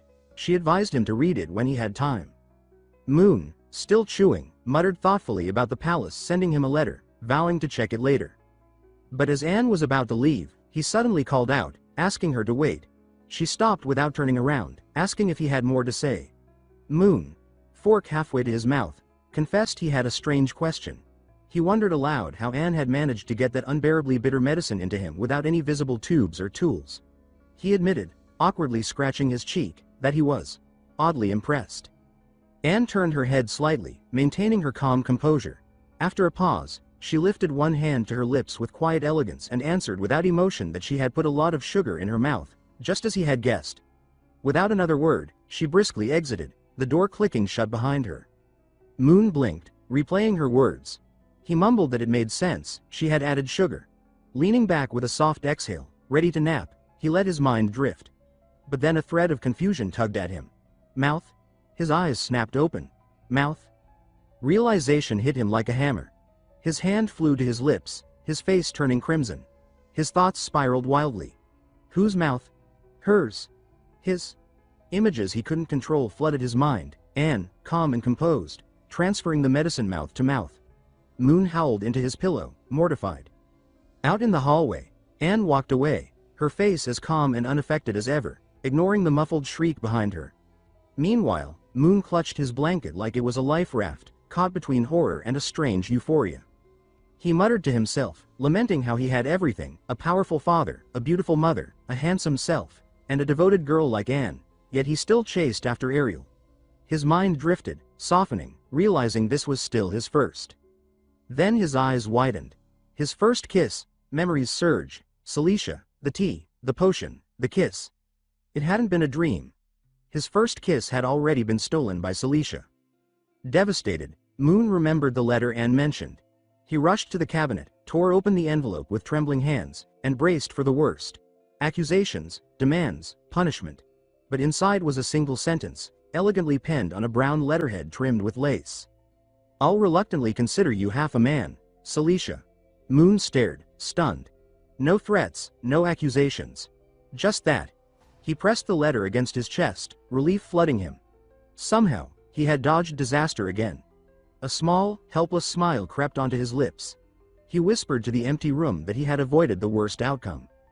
Later, Moon shuffled toward the dining room, moving slower than usual but determined to enjoy a meal with his parents. His peaceful entrance was immediately shattered as Noyce, his mother, spotted him. With a cry, she rushed at him, wrapping him in a crushing hug, sobbing that he had scared her to death. She described the horrible sight when Ron had carried him home, bloodied and broken. Moon patted her arm awkwardly, trying to comfort her, reassuring her that he was still alive, still standing, and still charming. Eventually, Noyce sniffled her way back to her seat, dabbing her eyes. But her worry reignited when she noticed the star-shaped scar visible at his loosened collar. She declared through trembling voice that her flawless son now bore a horrible scar, breaking her heart. Moon glanced at the scar and smiled gently, saying it was nothing serious, just a small weakness. Ron, steady and proud, placed a hand on Noyce's shoulder and said that scars were a man's badge of honor. He added that if not for Moon risking his life to protect her highness, they'd be facing a far worse crisis with the king's wrath.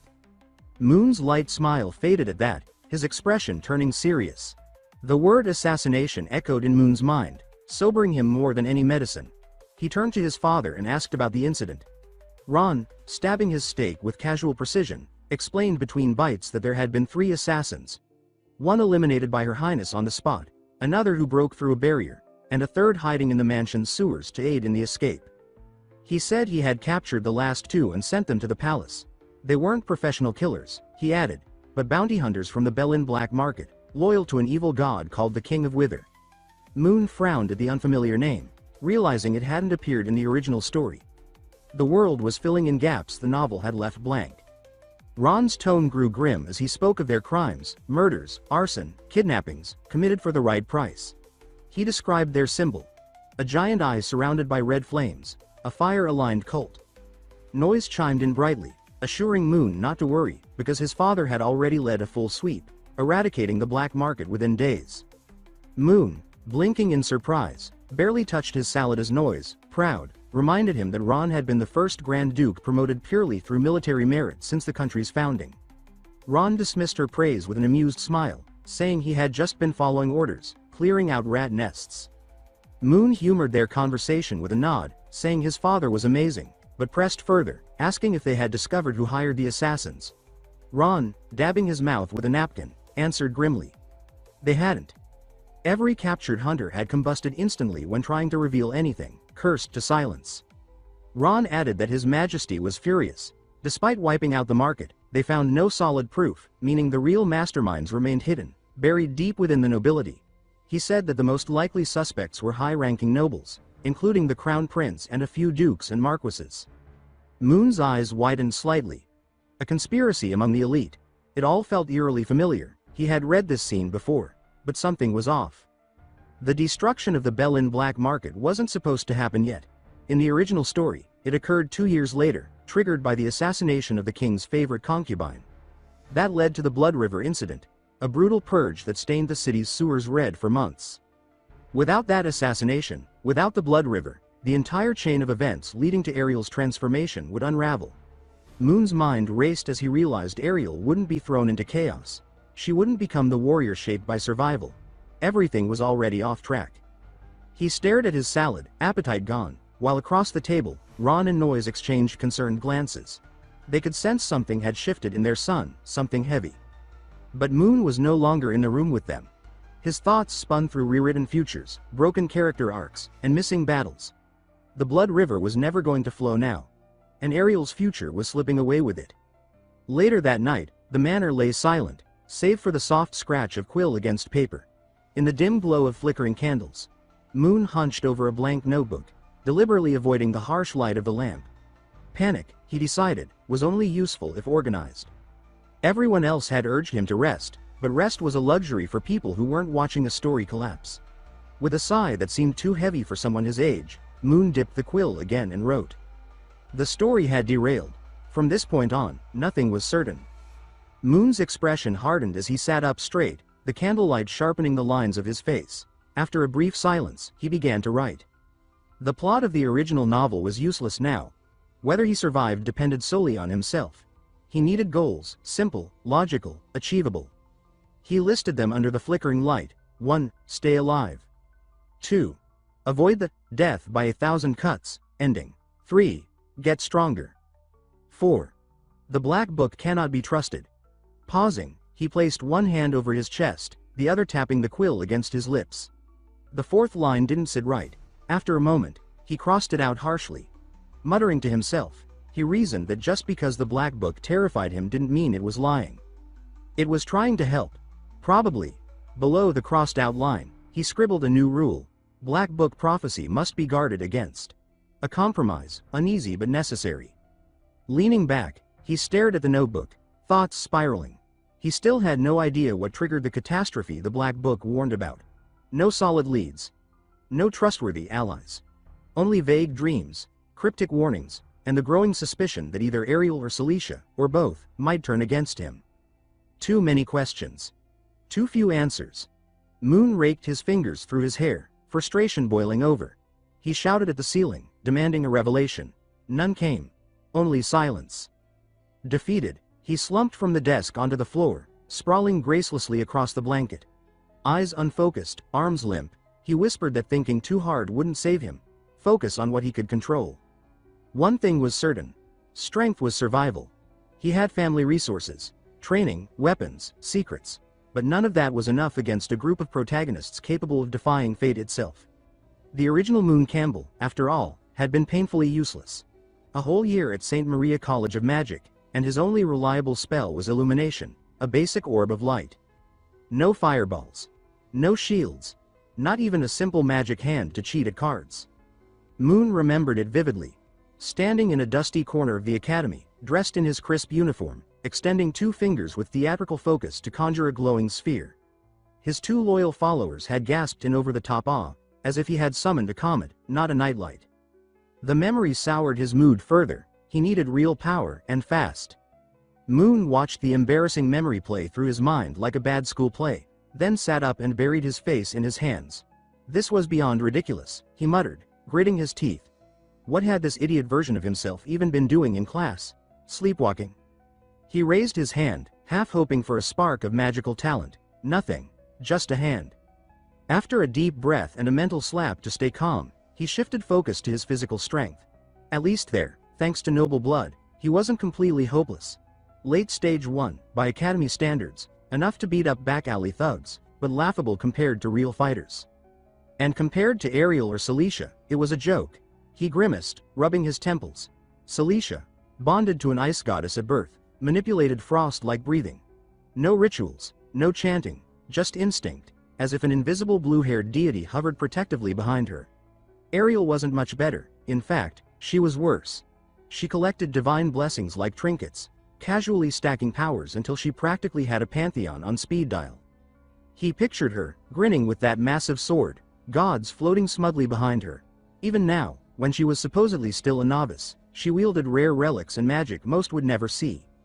If she fought someone 2 stages stronger, she'd win, and walk away with a new lesson about friendship. Moon. He'd be lucky to walk away at all. Frustrated, he shut his notebook. The conclusion was obvious. His eyes sharpened, his voice low and certain. He needed to reach a level where he could defend himself against Ariel. That was his new target. Pushing off the bed, he allowed a sly grin to form. While Ariel had divine backing, Moon wasn't completely powerless either. He remembered the assassination attempt, the fear, the blood, and more importantly, the strange power that had stirred inside him. An awakening. Not flashy, not divine, but real. He had his own cheat, and it was time to use it. Snapping his fingers with flair, he summoned it. Violet-black energy shimmered, and a circular portal opened, dropping the black book with a theatrical hum. Moon tilted his head, ready to catch it stylishly. Thwack. The book veered and smacked him directly between the legs with cruel precision. His expression froze. Then came the collapse, writhing, groaning, fetal. The book landed beside him, flipping open smugly. Moon howled in pain, accusing the book of trying to assassinate him. Clutching himself, he cursed its betrayal. The book ignored him, flipping pages indifferently as it began to glow faintly with magic. Glaring, Moon grabbed it and stopped. Dense paragraphs filled the pages, detailing recent events. His black market visit, the coming-of-age ceremony, even the encounter with Celicia, vividly detailed. Confused and a little horrified, he flipped faster. One sentence caught his eye. Later, Moon Campbell carelessly opened the door without precautions and was ambushed by an infiltrating assassin. The word, assassin, glowed red. Curious, he tapped the page. Bad idea. The red word pulsed, and blood-colored mist spilled from the book, wrapping around his arms, coiling into the air. Panicking, Moon yelped and tried to let go, but the magic sucked him in, again. As his body was dragged upward, he shouted at the ceiling that he had just recovered. Too late, he vanished.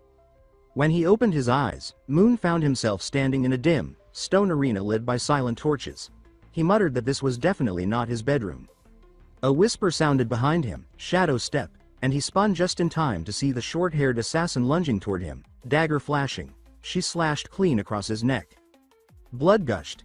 His body froze, nerves locked in terror. Everything went black. Moon jolted awake, drenched in sweat, instinctively reaching for his intact throat. Gasping, he checked his sheets for stone. Still fabric. He muttered curses under his breath. Beside him, the black book flipped pages rapidly, landing on a new section. A stat sheet. His name sat at the top, and beneath it, lists of skills and progress bars.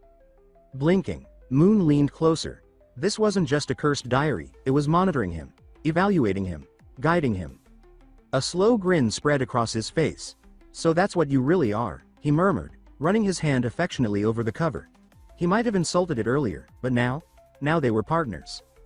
If he could survive a few more of these trials, preferably without getting hit between the legs, he might just carve out a cheat path of his own. Excitement buzzed in his chest.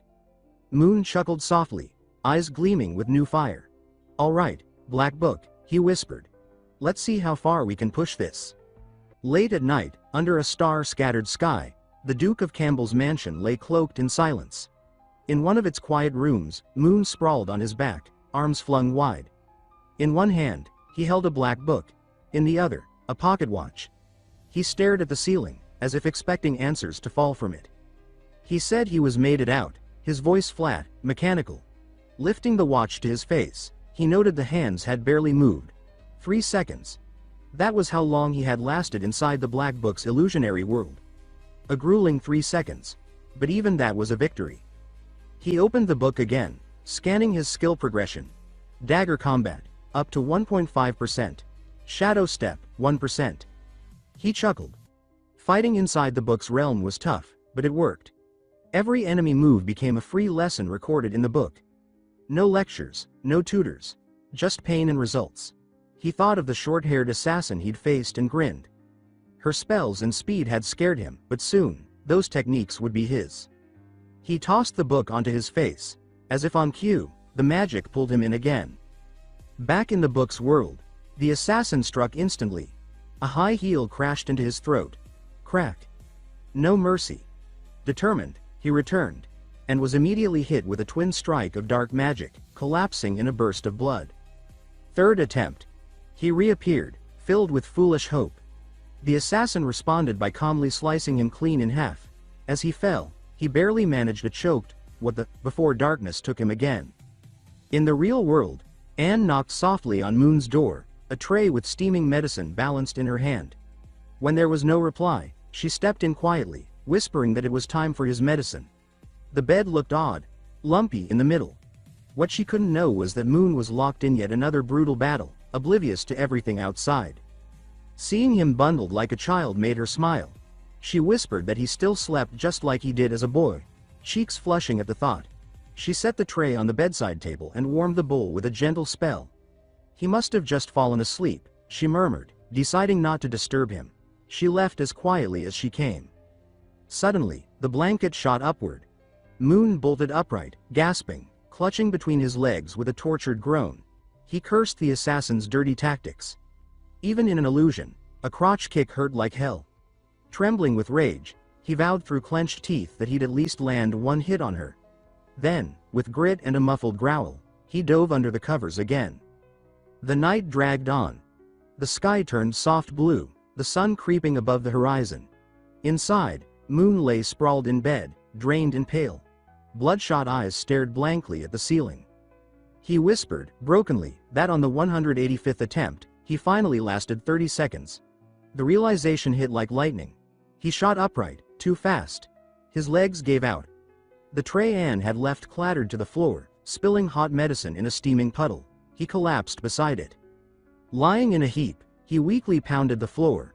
He cursed under his breath, but after a few minutes, the pain dulled. Sitting up with effort, he checked the book again. His shirt clung to him with sweat, and his arms shook, but his eyes were hopeful. The skill list confirmed it. Dagger combat was now 35%. Shadow step, 11%. His lips curled into a grin. He whispered that he'd succeeded. Tears pricked his eyes, but this time, they were from joy. Eager to test his new power, he cleared space on the floor.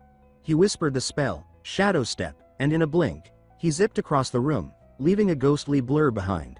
Elated, he clenched his fists and grinned wide. Then came the pain. A sharp stab through his foot. He collapsed again, writhing, groaning that it hurt. He cursed the world, wondering how the assassin ever fought like that without flinching. After several minutes of theatrical suffering, he froze. Realization dawned. He muttered that his level was too low. Shadow Step required battle aura, something only second-stage warriors had. Without it, his body couldn't handle the strain. He needed a teacher. Someone to help him build real strength, not just flashy moves. Flipping through the book, he muttered that magic dominated this world. Martial artists were rare. Even if he waved around a sack of gold, finding a decent teacher would be nearly impossible. Then it hit him. He remembered the most powerful warrior from the novel, the man who stood at the peak of the world. He whispered that the man already lived under the same roof, his father. Downstairs, Duke Ron Campbell sat in his pajamas, enjoying breakfast. As he idly munched a shrimp, his gaze flicked toward the ceiling, sensing that his son was up to something. Back upstairs, Moon reminisced. Ron Campbell, Imperial Marshal by 25, Lionheart King by 32, undefeated in battle, legend of the century. And somehow, Moon had spent his life completely ignoring the mountain of treasure right under his nose. He muttered that he was pathetic, then grinned. He said there was no need for colleges or impossible to find teachers. He had the best one at home. A knock at the door. Anne's voice asked if he was awake. Surprised, Moon opened it to find her standing calmly. She said the Duke wanted to see him. His eyes lit up. Perfect timing, he said. He gently pushed Anne aside, practically glowing. He had something to discuss with his father too. Anne blinked at his odd enthusiasm but followed quietly. As they walked down the corridor, they passed Noelle and another maid. Noelle bowed awkwardly, calling out to Anne and correcting herself mid-greeting. Anne simply waved it off, saying it was fine and they should continue working. Moon raised a brow, surprised. He asked if Anne had been promoted. She replied plainly that the former headmaid resigned, and the Duke appointed her not long after Moon woke up. Moon's smile faltered. He looked away, rubbing his forehead. He muttered that it was his fault, remembering his earlier orders. His father had mentioned the old headmaid had been like family. Anne, still walking ahead, reassured him. She said it wasn't his fault, and that the former headmaid was still at the estate. He would see her later. Relieved, Moon let out a soft breath. Soon, they reached the backyard, where Noise stood waiting. When she saw Moon, her face lit up with joy. She shouted his name and rushed forward, pulling him into a tight embrace. His face turned bright red. Noise smiled as she pressed her cheek against Moon's and murmured that seeing him healthy again made her heart light. She reminded him, not for the first time, that calling her Mother sounded too formal. She preferred Mom. When he finally relented, whispering the word with hesitation, she beamed brighter than ever. Then, without warning, she guided his head down, pressing it gently against her belly. She encouraged him to squat and feel. Confused, Moon followed her lead, and after a moment, felt something, faint but real. He looked up, unsure, and asked if it was what he thought. Noise confirmed it with a quiet laugh, saying he would soon have a little brother or sister. Moon stood quickly, excitement replacing his awkwardness. He exclaimed that it was amazing, that he was going to be a big brother. He asked if she preferred a boy or a girl, and Noise teased that either way, he would love them just the same. She added that she had already told Ron, and said proudly that their Moon was the best. Ron sat nearby, arms crossed and smiling softly. He said nothing, simply watching the moment with rare warmth in his eyes. Moon hugged his mother again, and she stroked his hair with a calm, content expression. The quiet lingered until Ron eventually cleared his throat. He reminded them that Moon was still recovering, and the baby was delicate. No need for too much excitement. His voice was firm, but kind. He invited Moon to sit. There was something important they needed to discuss. The three of them sat at the backyard pavilion, the breeze light, the weather perfect. A butterfly drifted past as Moon took his seat. The shift in Ron's tone was immediate. His smile faded, replaced by gravity. He informed Moon that he would be returning to the battlefield that afternoon. The words landed like ice water. Moon blinked, still clinging to the glow of his mother's news. Ron explained calmly that with Moon preparing for St. Maria College next month, he would be needed at the front. He said Noise would return to the Campbell territory to rest and prepare for childbirth. He called to Sister Faye, the composed maid standing nearby, and asked her to take care of Noise in his absence. She placed a hand over her chest and promised she would. Moon asked if his father truly had to go. He insisted there were other generals. Why him? Ron took a sip of tea, voice steady as he explained the urgency. He said the Abyss demons were stirring again. He would be stationed at the western border for 3 years. 3 years. The number sank deep into Moon's gut. He recognized the signs. This wasn't the beginning of the war. It was the distraction. The real danger would arrive in 3 years. That was when the story truly began. He remembered the adult version of Ariel, wreathed in fire, slicing through monsters. That arc, her arc, was the turning point. And now, with Ron gone, he would miss his only chance to train under the greatest warrior alive. Moon's expression twisted into despair. He grabbed his head in both hands and stared at the sky like it had betrayed him. He thought of all his plans, his recovery, his grand return, his climb to power. All ruined. He let out a silent scream and slumped into his chair. His fingers trembled as he held his teacup. Even the liquid inside seemed unsure whether to stay put or jump out in sympathy. The day carried on without regard. The afternoon sun was warm, almost mocking in its serenity. At the estate's gate, a brown griffin sat beside a white carriage, yawning between grooming its fur. The carriage was ready. Ron stood in his full armor, red cloak lifting gently with the breeze. He held Noise by the shoulders as she quietly cried into her hand. He told her gently that she was always a crybaby, and too much crying wasn't good for the little camel, his affectionate nickname for the unborn child. Noise whispered through her tears that if not for the baby, she would have followed him to the border and waited until Moon's school break just to see him again. Moon, meanwhile, was crouched over, staring at the cobblestones, face twisted in silent misery. His world had just crumbled under his feet. Ron approached him and placed both hands on his shoulders. He said that Moon had proven his courage by risking his life for the princess during the assassination attempt. That alone, he said, brought honor to their family name. Moon tried to deflect, mumbling that he wasn't as great as Ron claimed. Ron disagreed. He said that being a Campbell meant more than bravery, it meant answering the call when it mattered. He gestured to the gold medal pinned to his chest and explained its meaning. The sword, the king's will, the dragon, their enemies. He called himself the Empire's blade, and said Moon would one day find his own battlefield, maybe the same one, maybe a new one, but what mattered was the kind of man he chose to be. Moon's trembling finally stopped. He looked up, affected. Ron offered a rare smile, full of belief, and told him that unlike himself, Moon would have time, allies, and resources. If there was something he wanted, now was the time. He said simply that he believed in his son. Then, without warning, Ron pulled Moon into a firm embrace. In a low voice, he said it was time to get down to business. Moon blinked, thrown off by the abrupt shift. Ron laughed, saying that everything before had been the fatherly speech. Now it was time for the real talk. He asked what Moon thought of Anne. Anne, standing at a distance, kept her usual composed posture, though her eyes flicked toward them with interest. Moon froze. He whispered that Anne was kind, capable, amazing, really, but asked why Ron was suddenly bringing her up. Ron asked if Moon liked her. Moon chuckled. He said he did like her, but not in that way. Ron said that he had known her since she was small. He praised her family, her mind, her heart. But most importantly, he said, her feelings for Moon. He tapped Moon on the forehead, saying the two had long since passed beyond servant and master. Moon flushed, the realization slowly dawning. Ron added that there was just a year left on her maid contract. If Moon liked her, he'd better act before someone else did. Moon's brain short-circuited. He stammered, asking if Ron was suggesting marriage. Ron clapped a heavy hand on his back and confirmed it. He said the real reason their family had so few children was because he and Noyce had spent too much time apart. Now, he had to leave again. Moon glanced toward his mother, gently caressing her belly, smiling to herself.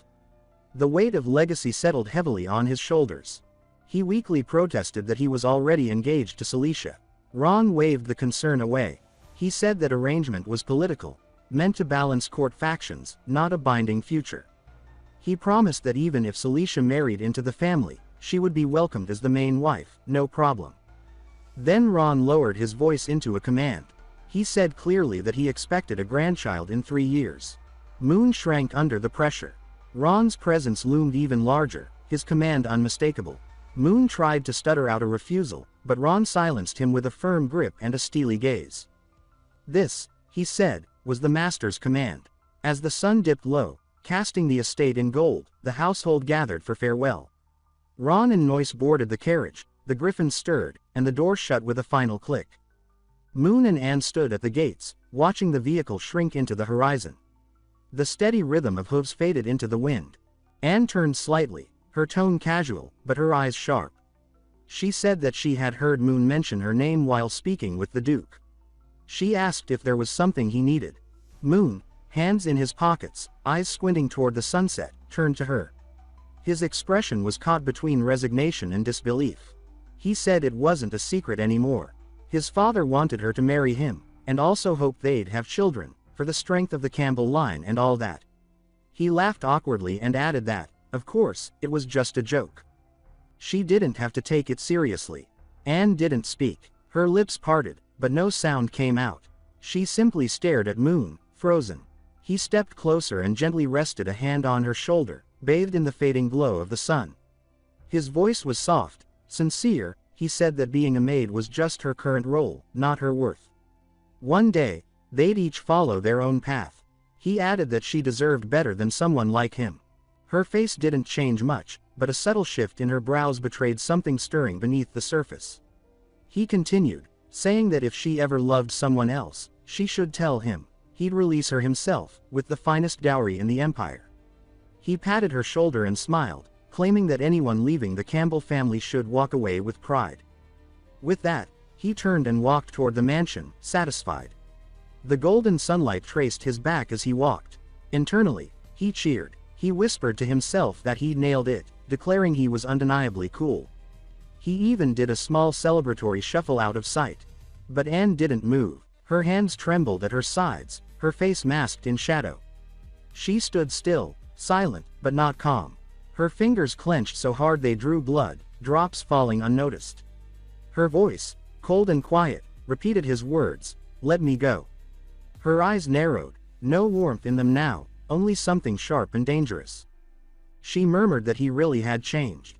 Darkness churned around her as she declared that she can't wait anymore, it has to be tonight. By nightfall, the estate sat in stillness beneath a quiet drizzle. Inside the Campbell library, torchlight danced between towering bookshelves.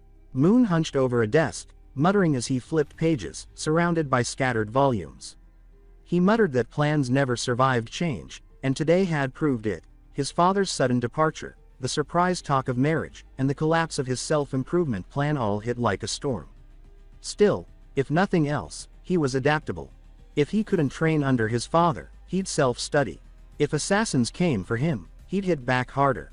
He scanned titles like Vital Strike Techniques and Imperial Soldier Conditioning, flipping through them with practiced efficiency. Then he summoned the black book. It hovered above his desk, pulsing faintly. His expression sharpened as he grabbed it, muttering that it was time to see what it could really do. The pages fluttered open, glowing faintly, then stopped on a list of copied texts. Everything he'd read today was already recorded. His lips curled into a grin. The book's recording function was flawless. He cradled it in both hands, gazing at it with exaggerated affection, calling it brilliant and declaring his love for it.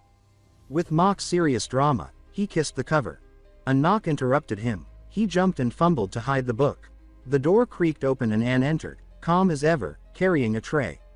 She asked if he was still reading. He stood awkwardly, startled. Then he noticed the tray and asked if it was a snack. Anne confirmed it and guided him to a cozy rest area near the shelves.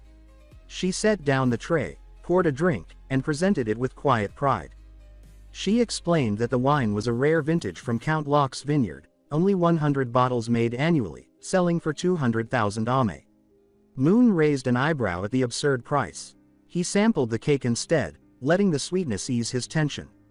He waved off the wine, saying it would knock him out before he could finish studying. Her smile didn't falter, but under her fingers, the wine bottle cracked. Glass creaked softly as pressure built around her grip. Still, she remained poised and set the bottle aside. With the same practiced calm, she asked what he'd prefer to drink. He said coffee would help him stay awake. She sighed quietly and instead lifted the teapot, pouring tea into a porcelain cup. She apologized, explaining that the coffee had been ruined, not opened by rats, she said, due to a careless maid. She noted that fresh beans were ordered, but not yet delivered, and suggested he wouldn't want rodent-tainted coffee anyway. Moon's eyebrow twitched. The oddly specific excuse made something stir in the back of his mind. He studied her carefully. Anne, unfazed, continued as if nothing were wrong. He sighed, resigned. Black tea would do. He took the cup, inhaled the aroma, and sipped. Something was wrong. His fingers trembled. The cup dropped from his hands, shattering. Tea spilled like red ink across the floor. A wave of nausea overtook him. His body failed. His knees buckled. Anne caught him smoothly, cradling him with eerie gentleness. Her face betrayed nothing but serene concern. Moon croaked her name, barely audible. He asked if she had betrayed him. She brushed his hair back and murmured close to his ear that she would never betray him. Never. Darkness swallowed him. Her whisper followed. She said it hurt now. That she had loved him deeply. That his words earlier had cut her. She said she must purify him with her love. That they would always be together, until the end of the world. Moon's eyes snapped open, lungs gasping. Sweat clung to his skin. The voice still echoed in his mind, unmistakable. He looked around. Darkness. No walls, no ceiling. Only black. His wrists and ankles were shackled to a wooden frame, iron biting into his skin. He struggled, but it was no use. He recognized this. He had seen it before, in the black book. A prophecy. A warning. He whispered in disbelief. This place. This moment. It wasn't supposed to be real. From the shadows, Anne emerged, sitting on top of him with disheveled clothes.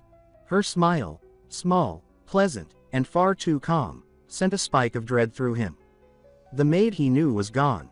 Something else stood in her place. Moon's heart pounded. He asked what she was doing. As she continues doing, you know what she says, that it's as he sees. She continued saying that 10 years ago when he was 8, she came to his side. From that moment on she existed only for him and belonged only to him. In return he must also only belong to her. What she's doing, she claims she is merely putting the young master back on the right path. He shouts in panic, asking what path is she talking about. He begged her to let him go first and talk it out. She pressed 2 fingers on his lips and replied that it's too late, he doesn't need to do anything and can just leave everything to her. Then she declares madly that after tonight, his everything will belong to her. And then, she continued for God knows how long. When she finally finished, he looked like a man who had been through war. His face was pale, his eyes hollowed by exhaustion. He thought that he didn't even remember how many times she did it. After a certain point his consciousness started to fade. He never imagined that his 30-year career as a virgin would end like this. And what he expected even less is the culprit who pushed the original Moon to become a human scum and eventually imprison him and then cut him into pieces would be Anne. He recalled their earlier battle where she continued even when it hurt. He told her that she could stop and unshackle him, but she refused, saying that compared to the long 10 years of waiting, this bit of pain is nothing. She confessed that all these years she doted and pampered him. She made him arrogant, conceited and ignorant. She turned him into a useless scum that everyone fears, detests and avoids. All, in order to make him hers and hers alone. She worked hard for 10 years, so no matter what he says, she won't let him go tonight. Back to the present, Moon could only sigh at his fate. Who could have guessed that she'd not only be a super yandere but also the reason he became a scumbag? Still, he admits to himself that yesterday felt good, but the problem is that according to the prophecy, he will eventually die at her hand. He had managed to avoid the exile path, so he needs to find a way out of this mess. Across the bed, she stared at him asking what he's doing. He replied that his hands were itchy. She started preparing to leave, saying she must go to avoid suspension. Then, as if coming to realization, she said that since he already belonged to her, why doesn't she just get rid of everyone in the castle? Startled, Moon told her not to do that. Anne was just about to leave, but his hoarse voice stopped her.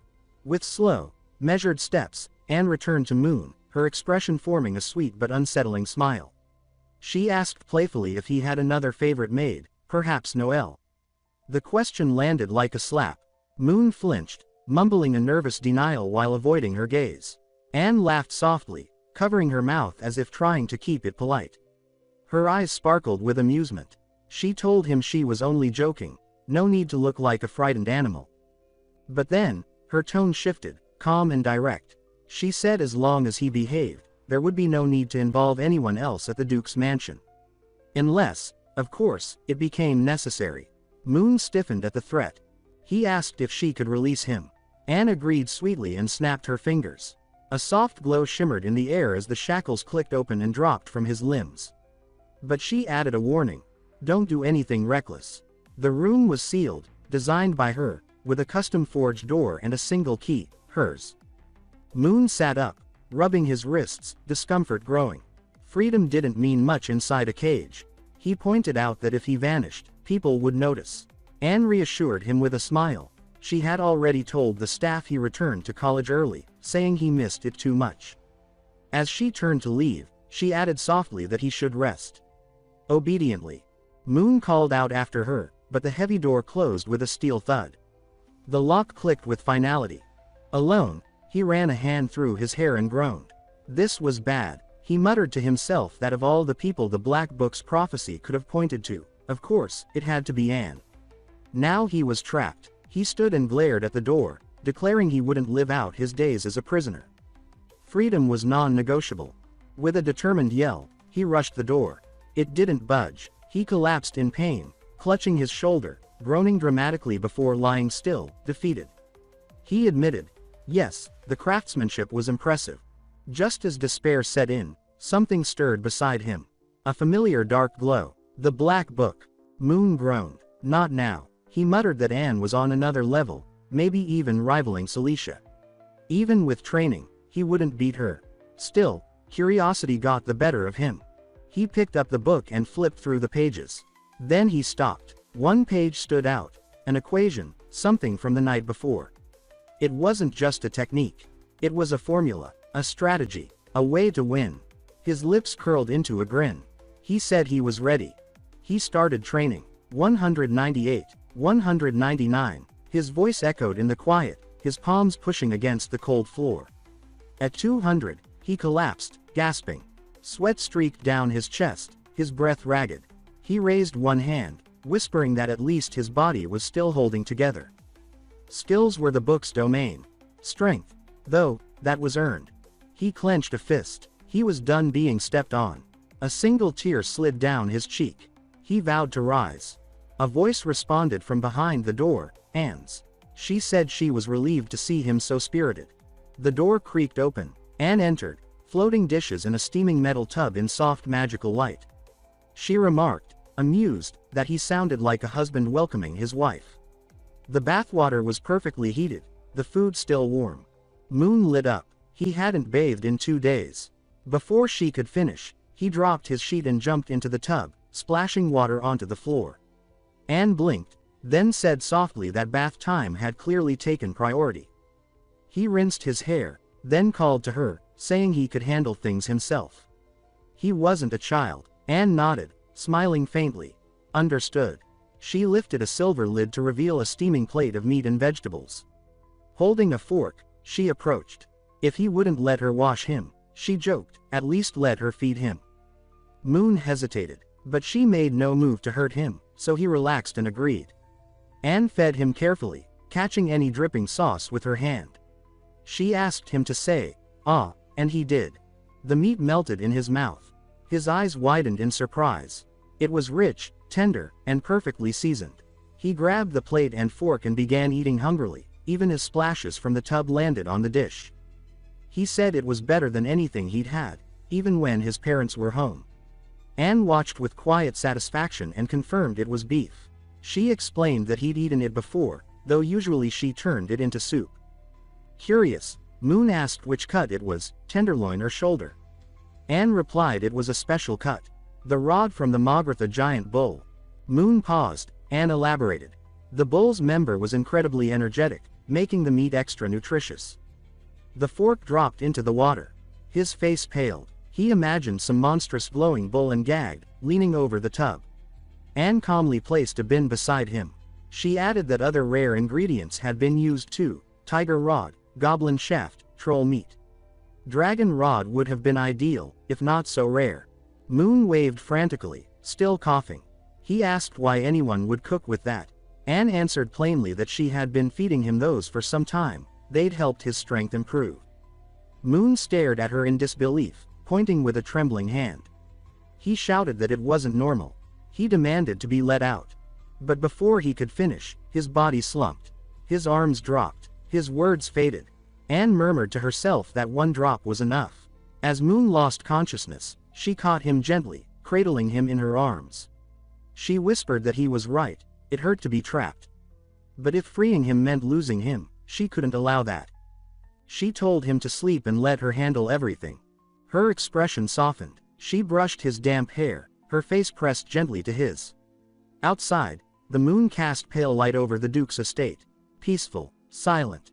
Time passed. Moon stirred awake, blinking against the low light. His head throbbed faintly. He wasn't in the tub anymore. He lay in a bed, wrapped in blankets. Anne stepped forward, putting her clothes back on after gobbling some meat of her own, and asked if he felt unwell. He didn't reply. He turned away and stared at the wall, his silence heavy and deliberate. Anne crouched beside the bed, her tone light. She asked if he was still angry. Moon didn't answer, just frowned, face tight with quiet resentment. Anne paused, then offered a small concession. She said that since the young master had been cooperative lately, she would allow one small request. Moon's eyes flicked toward her with sudden interest. A request? He didn't hesitate. He asked for freedom. Anne denied it instantly. He asked for clothes, but she denied this as well. Moon sighed, frustrated. Anne tapped her lips thoughtfully and suggested something more manageable. Perhaps he could choose his meals. Moon perked up. He asked if she really meant it. She smiled and confirmed. It was small, but still something. Encouraged, she leaned in and asked if he already had something in mind. Moon didn't answer right away. He closed his eyes, coughed gently, and changed the subject, asking if autumn was near. Anne, puzzled, nodded. Moon went on, reminiscing about autumn's past, how he'd ride a boat on Beaver Lake, sipping Count Locke's wine and eating freshly caught fish while surrounded by red and gold maple trees. In his mind, the lake shimmered, still and endless, a floating mirror for the season's fire-colored leaves. Anne hesitated before asking gently if he wanted fish from Beaver Lake. He nodded. She started to protest. The lake was far, and delivery would be difficult. But then she heard it. Moon's soft sobbing. Startled, she turned to see him clutching his chest with one hand, the other raised dramatically as if performing a tragedy. He said that only last year he'd been like nobility, drifting on calm waters, and now he was trapped in a tiny room, abandoned by the world. He declared it unjust, unbearable. He flopped over, pulled a blanket over his head, and continued wailing that he couldn't even eat Beaver Lake fish anymore. What was the point of life? Anne hesitated, face softening with guilt. She took a step forward, unsure. But behind the blanket, Moon grinned. He wasn't crying anymore. Anne exhaled and closed her eyes. She said she understood. The second she spoke, Moon shot up, eyes gleaming, hands clasped in joy. He asked if she really meant it. She blinked at his sudden recovery, then nodded. Yes, she would get the fish. No matter what. Moon leaned back, tossed her a dramatic imaginary kiss, and told her she was the most dependable maid in the entire house. He would wait patiently. She shouldn't let him down. Anne froze, hand rising to her mouth, cheeks flushed red. Her heart raced. She stepped forward suddenly and gently touched his shoulder. Moon blinked, confused. Without a word, Anne closed her eyes and gave him a brief kiss on the lips, soft, warm, and fleeting. Moon froze, stunned. Anne turned away silently, walking toward the door. At the threshold, she said calmly that Beaver Lake was far, but she'd be back by noon tomorrow. She asked him to wait. Moon replied weakly, still dazed. Okay. Anne nodded once, opened the door, and stepped out, closing it gently behind her. Outside, her pace was quick, her face hidden beneath her bangs. She lowered her head, breath unsteady, cheeks blazing. She thought she'd lost control. The young master was just too much. Trying to hide a small nosebleed, she wiped it away with her sleeve and told herself she had to hurry. The fish came first, and after that, more reasons to make him smile. Back in the room, Moon exhaled in relief. She was gone. One more day of chaos survived. His expression shifted. He raised his left hand, summoning a swirl of dark energy. The black book appeared in his palm, pulsing faintly. With Anne gone, he finally had time to execute his real plan. He asked the book if it could generate training realms beyond the assassin simulation. The book responded with a subtle float, a yes. Perfect, Moon said. He instructed it to recreate the training method from a book he'd read earlier, A Realm of 1,000 Locks. He wanted to master that technique before Anne returned. The black book opened, flipping through its pages. A burst of energy engulfed Moon. He sat cross-legged, eyes closed, fists clenched. This time, he wasn't afraid. He was ready. Far away, at Beaver Lake, the weather had turned violent. The sky was dark, thunder rolled like cannon fire, and rain fell in relentless torrents. Trees swayed and bent under howling winds. The once calm lake was now a storm-tossed basin of churning waves. Anne, cloaked and masked, pressed forward through the chaos. No storm would stop her. A forest ranger, soaked and panicked, called out to her. He warned her the area was restricted, that it was too dangerous to go further. She asked why. He hesitated, tried to lead her away gently. She stepped back, and in a flash, metal spikes erupted from the ground, cutting the ranger's hands. He yelped in pain. She warned him not to touch her. Her voice was steady and cold. She demanded answers. The ranger, shaken, finally spoke. He explained that the Lake Master, a high-tier magical creature, had awakened. The Adventurers Association had dispatched a B-ranked party. The area was under lockdown.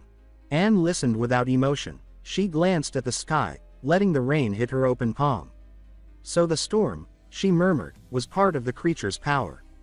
The ranger, frightened, offered a bribe to make her leave. She tossed a small pouch of coins at his feet instead. She told him it wasn't necessary. He stared at her in disbelief. Even knowing the danger, she was going through with it. He asked why. But she didn't answer. She turned away, the storm rising behind her. She braced herself, clutching her hat as the wind tried to tear it from her head.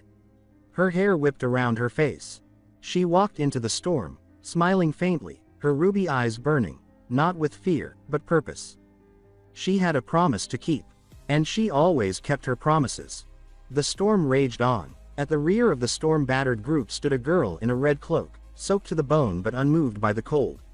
Aluka's grip on her wand was tight, her gaze fixed on the battlefield. She wasn't here just for the mission, her thoughts were on someone else. She told herself that if this kept up, he might be taken away, and she wouldn't allow that. She decided that once this was over, she'd finally confess how she felt. The thought made her blush, even in the freezing rain. A dreamy smile tugged at her lips, brief, until a voice snapped her back to reality. Someone called out to her. She flinched and apologized quickly, returning her attention to the fight. Up front, two teammates were already engaged. Rod, clad in armor, was bracing against the rising lake water with his shield. Beside him, Tia, in a purple cloak, was casting defensive spells, eyes scanning for threats. Rod shouted that he needed healing. Aluka nodded, chanted, and raised her hand. A glowing green circle formed, casting warmth through the mist. Healing energy flowed toward Rod and Tia, just in time. But then everything changed. Tia whispered that something was coming. Rod tensed. The lake exploded upward in a towering column of water, and from its heart emerged a monstrous fish, massive and grotesque. Its red eyes gleamed, and its gaping mouth revealed row upon row of fangs. The team instantly fell into formation. As the creature inhaled, water gathered into a giant orb at its jaws. Tia shouted to Rod, and he snapped out of it, casting a golden shield around them just as the orb launched. The watery explosion smashed into the barrier. It held, barely. Rod stood firm, legs braced, teeth clenched. He shouted that now was their chance, attack with magic. Aluka hesitated, stunned by the sheer size of the beast, but Rod's voice grounded her. She chanted, summoning frost. A blue glow wrapped around her as mist began to gather. Before her spell could land, though, a blast of fire whistled past her. Tia had already launched her own spell, intense flames straight into the creature's mouth. It exploded from within, roaring in agony as its body ignited. Rod seized the moment, charged, and leapt. Sword raised, shield slung behind him, he struck with full force. The blade cracked through the monster's skull. Fire burst again, and the creature collapsed into the lake, defeated. Waves surged to the shore. Rod landed, winded, using his sword as support. Mud streaked his face, blood dripped from his forehead, but he smiled and gave a thumbs up. He said it was over, and thanked Tia. Tia blushed, brushing hair from her face, asking if he was hurt. Rod laughed it off, but she spotted a wound and gently healed it, scolding him for underplaying it. Aluka watched them, frozen. Her wand lowered, her spell unused. Rod's words echoed. Tia, you're so kind. I'm lucky to have you. Each syllable chipped away at her resolve. She remembered when she and Rod had made promises under summer skies, dreaming of becoming heroes. She had never stopped holding onto that dream. But now, watching Rod and Tia together, it felt like she'd already been left behind. Rod finally turned and called out to her, telling her to help with the cleanup. Aluka forced a smile, said she was coming. Her hat fell. She didn't bother picking it up. Then, just as she stepped forward, a low, unnatural hum broke through the rain. Her entire body froze. Rod and Tia heard it too. The lake's surface began to spin, forming a vortex. Wind howled, trees bent, clothes whipped violently. The air charged with pressure as a towering water column rose again. From it, the real lake master emerged. This creature dwarfed the previous one. Its pitch-black scales were scarred from ancient battles.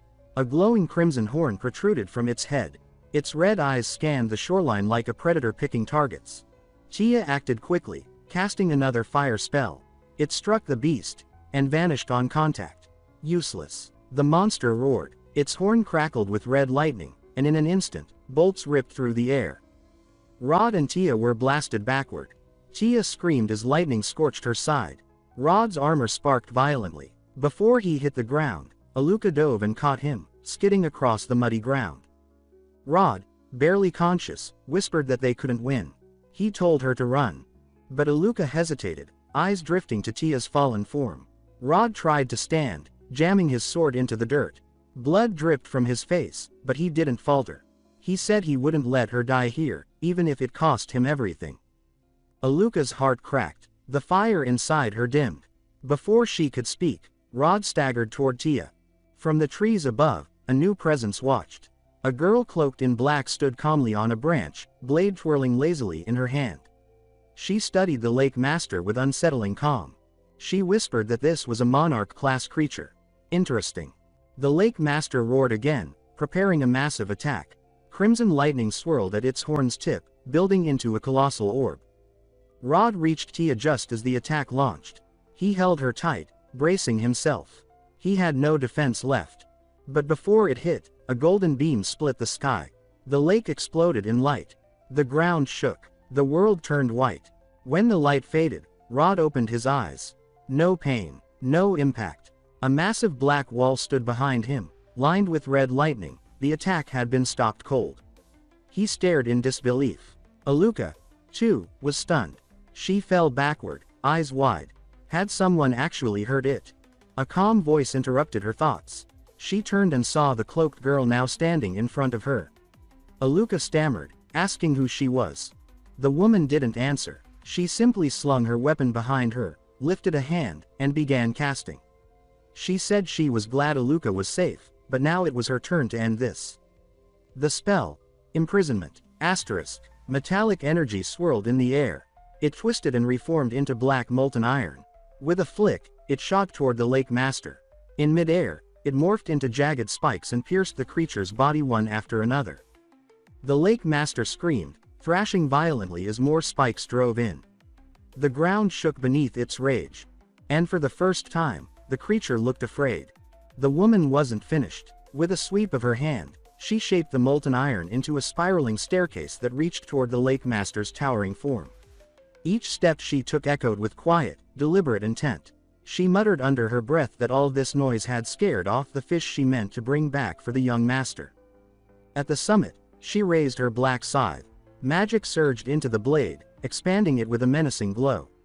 Her voice dropped into a whisper, calm, cutting, that for such a sin, the beast would pay with its life.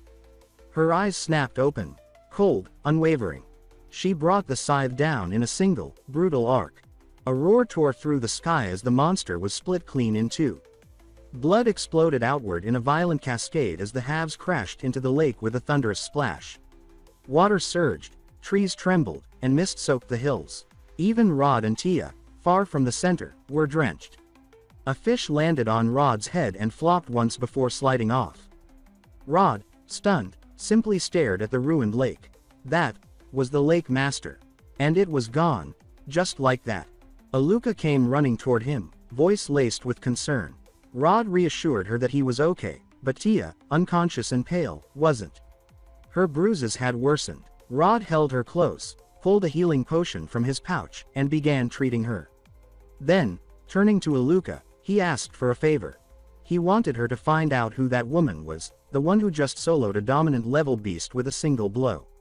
If she wasn't part of a guild, he wanted her on their team. Meanwhile, Anne crouched near a puddle, holding two flopping fish and frowning. She couldn't remember which ones were edible.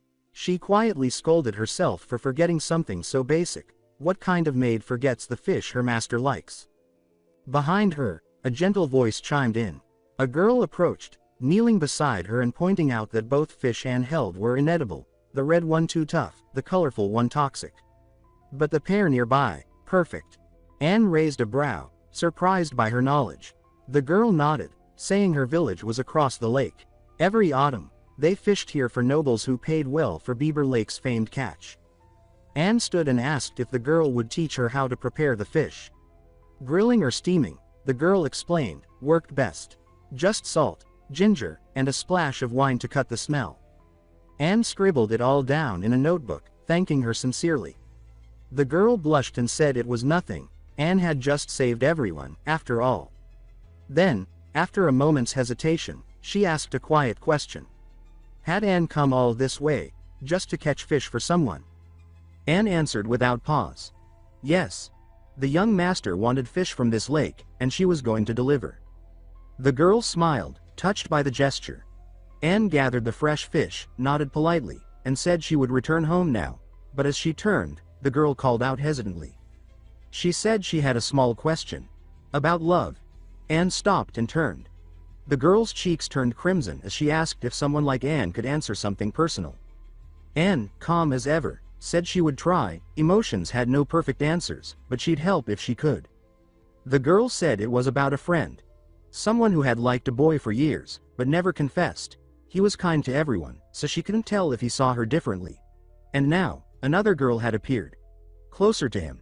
Her friend didn't know if she should give up. Anne listened, then asked simply, how much did she love him? The girl tried to deflect, but then gave in. It was her. She admitted she'd loved him since they were kids. Over 10 years. Anne asked if she would give her life for him. Without hesitation, the girl answered yes. She'd do anything, even things others wouldn't understand. Anne nodded. Then, she said, the answer was already there. If her feelings ran that deep, she didn't need anyone's permission to act on them. Still uncertain, the girl, Aluka, asked what that meant. Anne didn't elaborate. She raised her hand, lifting the bucket with a simple spell. It floated behind her as she turned to go. She left Aluka with one last piece of advice: follow your truest feelings. If you choose to love, then love completely. Make no choices you'll regret. Good luck, Miss Aluka, she said softly.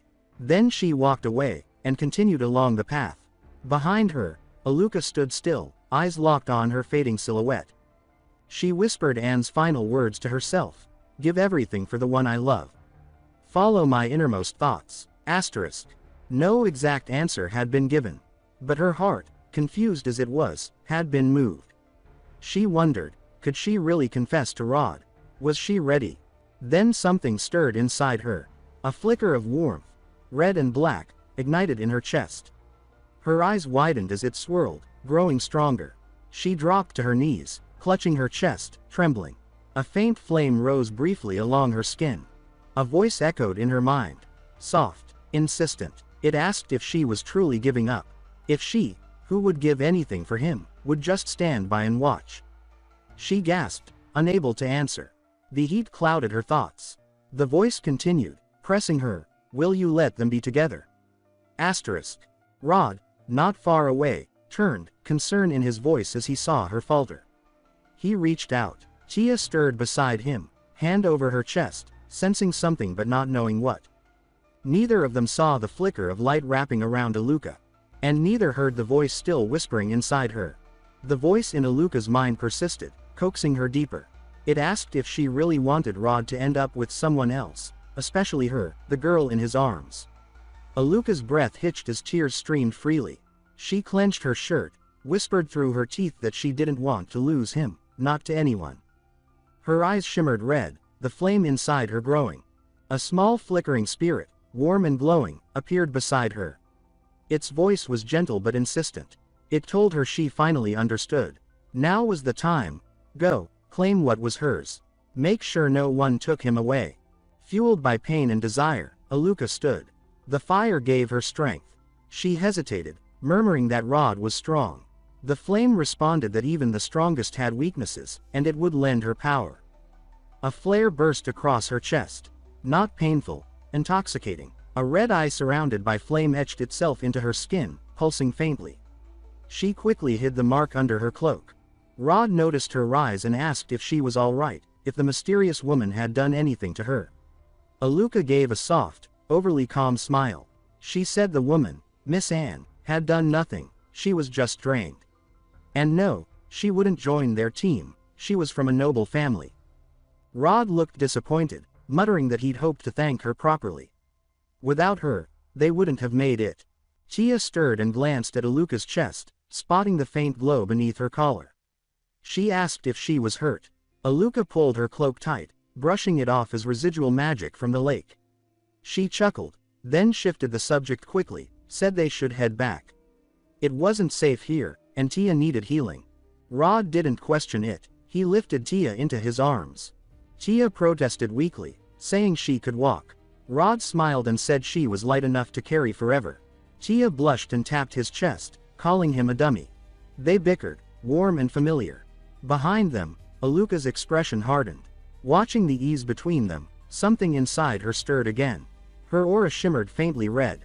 The fire wasn't gone, it had only just begun. By the next day, Anne had returned to the Duke of Campbell's mansion. The storm had passed. Sunshine blanketed the estate. In the basement she had meticulously prepared, Moon stirred awake, groggy from oversleeping. The heavy iron door clicked open. Anne entered, back in her maid uniform, carrying a tray under a silver lid. She smiled and announced her return. Moon sat up dramatically, waving his arms and pretending he was on the verge of starvation. Anne laughed, brushing his cheek as she teased him. Was he finally so moved that he was ready to give her his heart? Moon flinched, muttering that he just didn't want to die of hunger. Anne sat beside him, placing the tray on her lap. She apologized for the delay. Beaver Lake was far, but she rushed to bring back fresh fish. She lifted the lid to reveal two beautifully prepared dishes, one grilled, one steamed, both garnished and aromatic. Moon's eyes lit up, stunned by how good it smelled. Anne offered him a choice. He picked the steamed one. She scooped a bite and brought it to his lips. Moon opened his mouth obediently, took the bite, and lit up. He exclaimed that it was incredible, then offered her a taste. She declined with a smile, reminding him the fish was for him alone and warning about small bones. He brushed it off, then froze mid-bite. Something scratched his throat. His hand shot to his neck. A bone. Anne, entirely calm, remarked that there was only one solution. Moon tensed. She set the tray aside and leaned in. He asked what she was doing, voice rising with panic. She said she'd kiss the bone out. Her lung capacity, she added, was quite impressive. Moon protested, eyes wide, but Anne pressed forward. Her lips met his. It wasn't romantic, it was efficient. But Moon, clearly overwhelmed, trembled all the same. Then it was over. Anne leaned back, panting slightly, and playfully stuck out her tongue. The tiny fishbone sat neatly on its tip. She teased that she just couldn't help herself after being gone so long. Moon, blushing furiously, turned away and muttered a quiet thanks, demanding the plate so he could finish the rest himself. He devoured it like a starved squirrel, cheeks puffed with each bite. Anne watched, smiling softly. When the food was gone, Moon flopped back onto the bed, groaning with satisfaction. He mumbled that now he understood why the Empire worshipped this dish. Anne cleared the tray and fishbones, but her tone grew more serious. She reminded him of their duty, securing the future of the Campbell line. Moon froze. His eyes widened. He scrambled backward on the bed, insisting it wasn't a good time. Anne tilted her head, asking if he was rejecting her. He quickly explained it was just bad timing. They'd just eaten, and overexertion after a meal was unhealthy. Plus, she had just returned from a long journey. Anne blinked, then placed her hands over her mouth, touched. She asked gently if he was worried about her health. He nodded awkwardly. Sure, let's say that. Composing herself, Anne said she had something to report. On her way back, she passed through a city renowned for royal tailoring. Moon nodded, curious. Anne leaned close, voice dropping to a whisper. She bought something, tailored in his favorite glossy black silk, a bodysuit. And a matching accessory, currently a hit in underground-made dance clubs. They called it the bunny girl outfit. Moon's nose bled almost instantly. He turned away, wiping it off, stammering that he was a proper gentleman. Anne gave a soft laugh, her voice playful as she reminded Moon that she had served him for years, and had definitely seen his secret bookshelf. Moon groaned and buried his face in his hands, surrendering with a sigh. He raised a thumb in defeat, admitting that yes, he loved black stockings. Anne didn't tease him further. Instead, she covered her mouth with a delicate hand and chuckled softly, saying it was adorable to see him finally being honest. Gracefully, she turned toward the table, using a faint pink glow of magic to lift the empty plate beside her. As it floated to her side, she stepped toward the heavy door. Before leaving, she glanced back with a warm smile and said she would be tending to the internal affairs of the mansion, but they'd see each other tonight. Moon waved her off, mumbling that he was going to nap. The door shut with a solid clank, and her footsteps faded. The basement was quiet again. But Moon wasn't resting. He sat up slowly and rolled his tongue inside his mouth. One by one, he spit out several intact fishbones onto his palm. These weren't food scraps. They were tools. He whispered that he had the goods, grinning with purpose. According to the Black Book, it was just past 3 in the afternoon. Anne likely wouldn't return until 6. 3 hours to escape, 1 shot. He selected the longest fishbone and crouched at the door. This wasn't conventional, but he had trained for this. Deep breath, steady hands. He inserted the tip of the bone into the lock. Activating his skill, his eyes went jet black, glowing faintly. His senses shifted. The world warped. Suddenly, he stood inside the lock's inner realm, cold, misty, and alien. 12 massive silver cylinders floated midair, each one swaying with the rhythm of a hidden mechanism. Moon muttered in disbelief. 12 core locks. Any mistake, and the whole system would reset or destroy his fishbone. The pressure snapped him out of focus. The illusion shattered, and he collapsed onto the floor, gasping. He lay there, staring at the ceiling. That lock wasn't designed to keep intruders out. It was made to trap someone in. He sat up, strategizing. He had 4 usable fishbones. That was it. No extras, no margin for error. Worst of all, if Anne found any trace of tampering, she'd reinforce security. This wasn't just an attempt. It was his only chance. He tried again. Crouched in front of the door, Moon held the lock steady with one hand, guiding the fishbone with the other. He worked slowly, carefully testing each cylinder. Then, snap. He froze. The fishbone broke. 3 locks remained. He dropped to the floor in despair, groaning dramatically. He cursed the lock, rolling around like an emotionally exhausted ragdoll. Then, lying flat, he raised one hand and sarcastically praised the genius craftsmen responsible, hoping they won awards and stubbed their toe. Eventually, he pulled himself upright and called the Black Book. It materialized in a swirl of dark energy. He checked the glowing script inside. 5:30. 1 hour left. He glanced at the final fishbone beside him. Just 1 shot. He had already mapped out 10 of the 12 locks. He had to succeed now.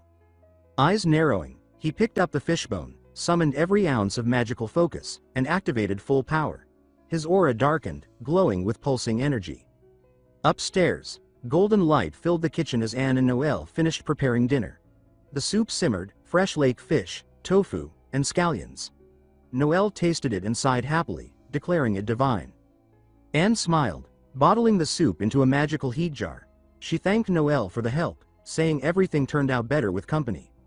Noelle beamed, modestly brushing off the praise. Then she tilted her head curiously, noting how Anne had been learning new recipes constantly, even though the mansion had fewer people now, and they'd been eating fish every day. Anne froze briefly. The floating knives by her cutting board paused midair, her voice stayed calm. Noelle leaned in playfully. She asked if Anne had secretly adopted a cat, maybe that explained all the food disappearing. Still silent, Anne finally turned and pressed a finger to her lips, asking Noelle to keep a secret. Noelle saluted with a grin, claiming she loved cats and had grown up with 12 at her grandmother's. But before Anne could slip away, Noelle added one more request. Could she come see the cat sometime? Anne paused, then gave a soft, regretful smile.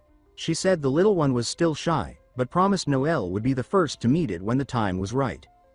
Once alone, Anne opened a hidden passage within the mansion. The soup wasn't for a cat, it was for Moon. She walked the secret staircase in silence, her mind replaying Noelle's words. Maybe the young master was growing bored down there. Still, she felt relief. Noelle hadn't suspected the truth. If she had, things might have gotten complicated, too complicated. Meanwhile, in the hidden basement, Moon crouched, drenched in sweat and stress, the final fishbone trembling in his grip. The air was tight with tension. As Anne made her way back through the mansion, she pressed a hand to her abdomen and whispered that no strange feeling has come since she wasn't pregnant yet. There was still time. Still, her mind wandered. Perhaps she should get a pet for the young master. Something comforting. A fluffy golden cat? A sleek black one? She smiled at the idea and promised herself she'd ask him directly. Then, crack. Deep in the hidden passage, the lock gave way. She dropped the tray in shock as she approached the wide-open door. Moon had done it. Without hesitation, he wrapped a blanket around himself, there were no clothes, and slipped through the heavy iron door into the dark, cluttered corridor. Dust swirled in the air. It smelled of stone, mildew, and forgotten things. He whispered to himself that he was finally free, his eyes darting across the maze of boxes and broken crates, but after only a few steps, he tripped over a wooden plank and crashed to the floor. Groaning, he sat up in pitch-black darkness. Then he remembered a spell he had always dismissed as useless. He raised his hand and murmured, "Illumination." A soft glow bloomed in his palm, casting warm light across the tunnel. Shadows shrank away. He smirked. Not so useless after all. But before he could take a step, thwack, a knife embedded itself in the crate beside his head. His blood ran cold. His breath caught. Slowly, he turned toward the shadows behind him. There was nothing. But he could feel it. Anne. Far down the passage, glowing eyes had already locked onto him. She stood still, one arm outstretched from the throw, her presence radiating with magical pressure. She whispered, "Found you, young master." Without warning, she launched toward him, a blur of motion powered by sheer fury and magic. Moon stared at the blade beside his face, panic setting in. He spun around, blanket flailing behind him as he ran through the cluttered tunnel. He cursed under his breath. He hadn't gone through all this just to be caught now. Every sleepless night in the book's simulation, every trap, every misdirection, all of it had led to this moment. He couldn't fail. With a surge of will, he activated Shadow Step. His legs ignited with dark energy, and his body blurred, flickering ahead with impossible speed. He zipped between crates and shadows, slipping through the narrow gaps of the sewer's maze. Behind him, Anne raised her hand. Blades shimmered into existence around her like stars forming in the sky. With a flick, they launched in a deadly wave. The projectiles tore through the tunnel, splintering crates, shattering barrels, and cracking stone. Explosions roared in every direction. Even Anne was caught in the chaos. A massive crate flew toward her from the shockwave. Without missing a beat, she raised one leg and kicked it midair, splintering it on impact. A few shards grazed her stockings, but she didn't blink. She landed gracefully amidst the ruin. The sewer was wrecked. But Moon had vanished. Anne scanned the chaos, eyes narrowing. Her voice carried through the dust, equal parts irritation and admiration. She whispered that she had underestimated him. But she warned, no matter how fast he ran, he couldn't escape her. What she didn't know was that Moon was mere feet behind her, wedged tightly inside a wooden cabinet. He held his breath, heart hammering so loud he feared she'd hear it. Anne stood still for a moment, then offered a deal. If he came out now, she wouldn't chase him anymore. She'd forget all this happened. He didn't move. She turned sharply, firing a blast of energy into a crate nearby. Boom. Wrong one. Inside his hiding spot, Moon flinched. The explosion sent dust into the cracks, choking the air. His hands trembled, eyes burning with unshed tears. Maybe, he whispered to himself, maybe he should just give up. At least in the basement, he had food. Safety. Anne took care of him. But even as she hovered in the air, searching for signs, Anne found nothing. No shift in wind. No magical signature. Was he really gone? With a flick of her hand, she summoned her wings again and lifted off, vanishing down the tunnel in search of him. 10 minutes passed. The dust began to settle. Silence returned. Moon hadn't moved. His breath was shallow, body tense, every muscle waiting. Still no footsteps. No energy spikes. No movement. He finally exhaled. "Looks like she really left," he whispered. He reached for the cabinet door, hand trembling with relief. But the moment his fingers touched the handle, he froze. His eyes widened in horror. A chilling presence swept through the tunnel, followed by a deafening boom. Anne stood before a shattered crate, magic still crackling around her. Her red eyes glowed faintly as she scanned the wreckage. Empty again. She stared at it, disappointed, and quietly questioned if she had imagined something. Then, conjuring a thin blade of magic into her hand, she decided it didn't matter. She stated that she must find the young master before anyone else did. Moving quickly, she worried the other maids, especially Noel. might uncover the secret she had worked so hard to hide. She had to bring him back, discreetly and fast. Meanwhile, Moon hadn't moved. Not because he was hiding. He had fainted. The shock of Anne's sudden return and the explosion had overwhelmed him. He sat dazed, mouth slightly open, lost in space. Then, thunk. A light tap on his head. He blinked. A second knock, softer. He gasped awake and panicked instantly, convinced she was back. In a frenzy, he burst out of the cabinet, tripped on a wooden shard, and landed face first on the ground. When he looked up, he saw it. The black book, floating calmly in the air. He clutched his chest and muttered that it was just the book, not her. Still shaking, he reminded himself that she had returned, and he had passed out. Now, he was alone. He checked the book. Half an hour left. He calculated that he had 30 minutes before she doubled back or searched the exits. His expression hardened. He had no time to waste. She might be nearby, or worse, waiting outside. He summoned his energy. Purple shadows surged through his veins. Shadow step, full power. He launched forward, twisting through the sewers until a faint glow appeared ahead, the exit, but a massive wooden cabinet blocked the path. Gritting his teeth, he rammed into it, pushing just enough space to squeeze through. He pulled himself up and into the open air. Rain pounded him instantly. He looked up.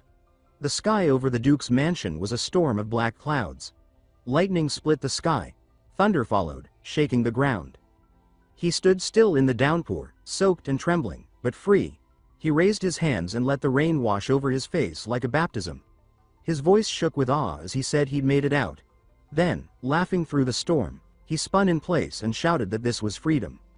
He froze, slapped both hands over his mouth, and reminded himself not to shout. She could still hear. He scanned the area. No glowing eyes, no pressure, she was gone. He muttered that light magic had given him away before and he wouldn't make that mistake again. He exhaled. He needed to escape the mansion, the capital, everything. He hadn't risked all of this just to be dragged back. And so, he ran. Into the rain. Into freedom, or whatever was left of it. The sky over Belland Plain began to clear. Early rain faded, and a stretch of blue slowly pushed through the clouds. Moon lay sprawled on the grass, arms and legs stretched as if gravity had finally shown mercy. His chest rose slowly. He whispered that after 2 days and 2 nights, he had finally escaped the capital. The wind brushed his cheek gently. After so much tension, the quiet felt unreal. Too peaceful. Tempted by the calm, he considered a nap, but reminded himself he wasn't safe. Anne was still out there. With a breath, he stood, dusted off, and looked toward the horizon. He thought about the distance. Either Campbell Territory or Santa Maria College. College was closer. Without delay, he moved to Lake Belland's edge. He knelt, splashed the cold water on his face, and jolted his senses awake. He scrubbed away the dirt clinging to his skin and hair. He whispered to himself to keep the momentum going and head straight for Santa Maria. Then, voices. Rough. Across the lake. One man shouted, demanding to know if they thought he was dead. Moon turned sharply. On the far side stood 3 men and a girl. The men wore mismatched cloaks, visible weapons, and the kind of swagger that screamed bandits. The leader, wearing a red cloak and a scar over one eye, smirked confidently. A braid dangled from his shoulder. His 2 flanks, one with a red ribbon over his eye, the other bald and built like a boulder, stood beside him. The bald one carried a sword the size of a door. In front of them stood a girl, young, calm, and composed. A burgundy cloak draped over her shoulders. A basket of vegetables in one hand. A wand in the other. She looked like she'd just returned from the market. She declared that she was an adventurer and asked if they were ready to face the consequences. The scarred man scoffed and said that while she might be a magician, she was alone. No backup. No muscle. As he taunted her, she quietly stepped back. Her grip on the wand tightened. She was calculating, not afraid. She pointed out how bold it was to rob people in broad daylight and asked if they weren't worried a hero might show up. The scarred man laughed and said that no hero was coming. They'd already scouted the area. He then proudly explained their process. The man in the white cloak raised his hand dramatically and said they made a plan in advance. The bald one added that they always cleared the work route. Then, in sync, they proclaimed that they identified the target and made sure everything was foolproof. That, they said, was professionalism. They looked smug. Too smug. The girl remained steady, still stepping back, wand in hand. The leader suddenly drew his sword. The blade gleamed in the morning sun. He warned her not to move again, saying he knew she was trying to gain casting distance. One more step, and he'd slice her wand hand off. She froze, gripped tight on the wand. The leader flicked his fangs and mocked the idea of a hero. He told her no one was coming. They had made sure of it. Then, a splash. A figure shot across the lake like a dart. Messy blonde hair, tattered clothes, but a posture full of reckless purpose. Moon had arrived. He shouted across the water, telling the bandits to back off.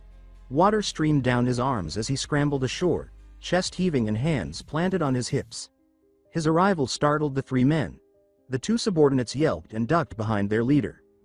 The one in white squinted and pointed out that he recognized the hair and clothes.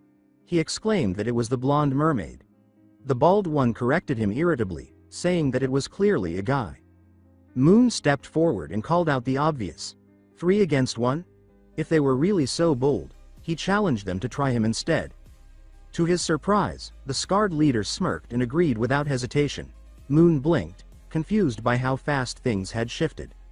The leader waved his hand, signaling the girl was free to go. His two henchmen exchanged confused glances, not understanding the change in plan. But the girl didn't budge. She stayed where she was, silent under her hood. Moon grew nervous. He gestured to his ragged appearance, explaining he had nothing of value, not even spare change. He half-joked that he could get their contact info and wire money later as a gesture of goodwill. The scarred man laughed and calmly sheathed his blade. He said he wasn't interested in money. With a dark glint in his eye, he explained that Moon wasn't just some wanderer. He was a rarity. Then he declared that he had changed his mind. He ordered his men to capture him instead. His henchmen hesitated for half a second before moving in. Moon's eyes went wide with panic. This was not how it was supposed to go. He turned and ran, yelling that he was only trying to help, demanding to know why this was happening to him.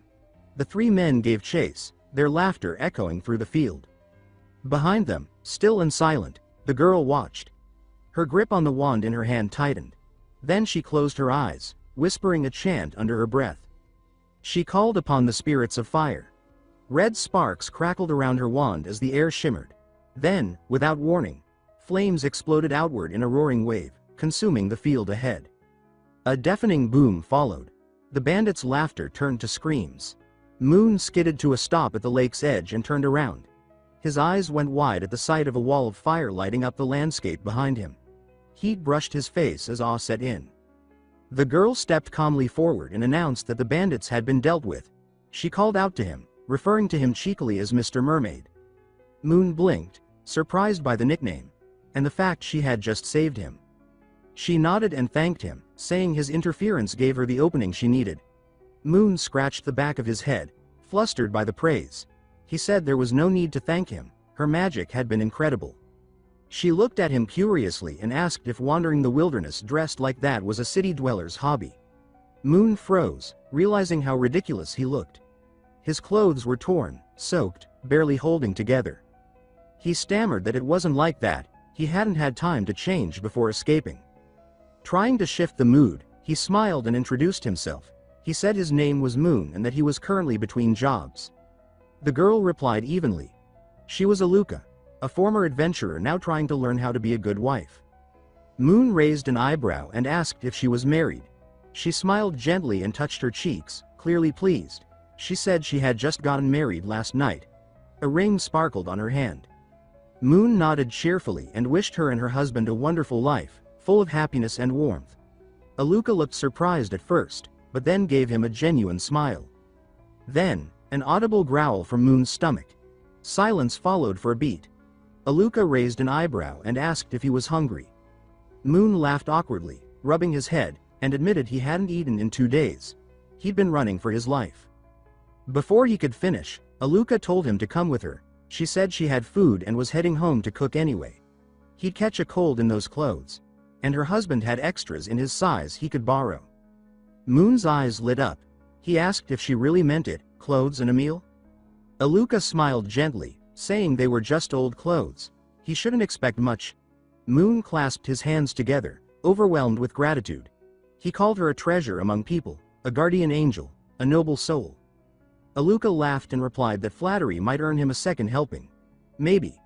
As they walked through the rain together, Moon looked up at the sky and whispered that maybe, just maybe, things were finally starting to turn around.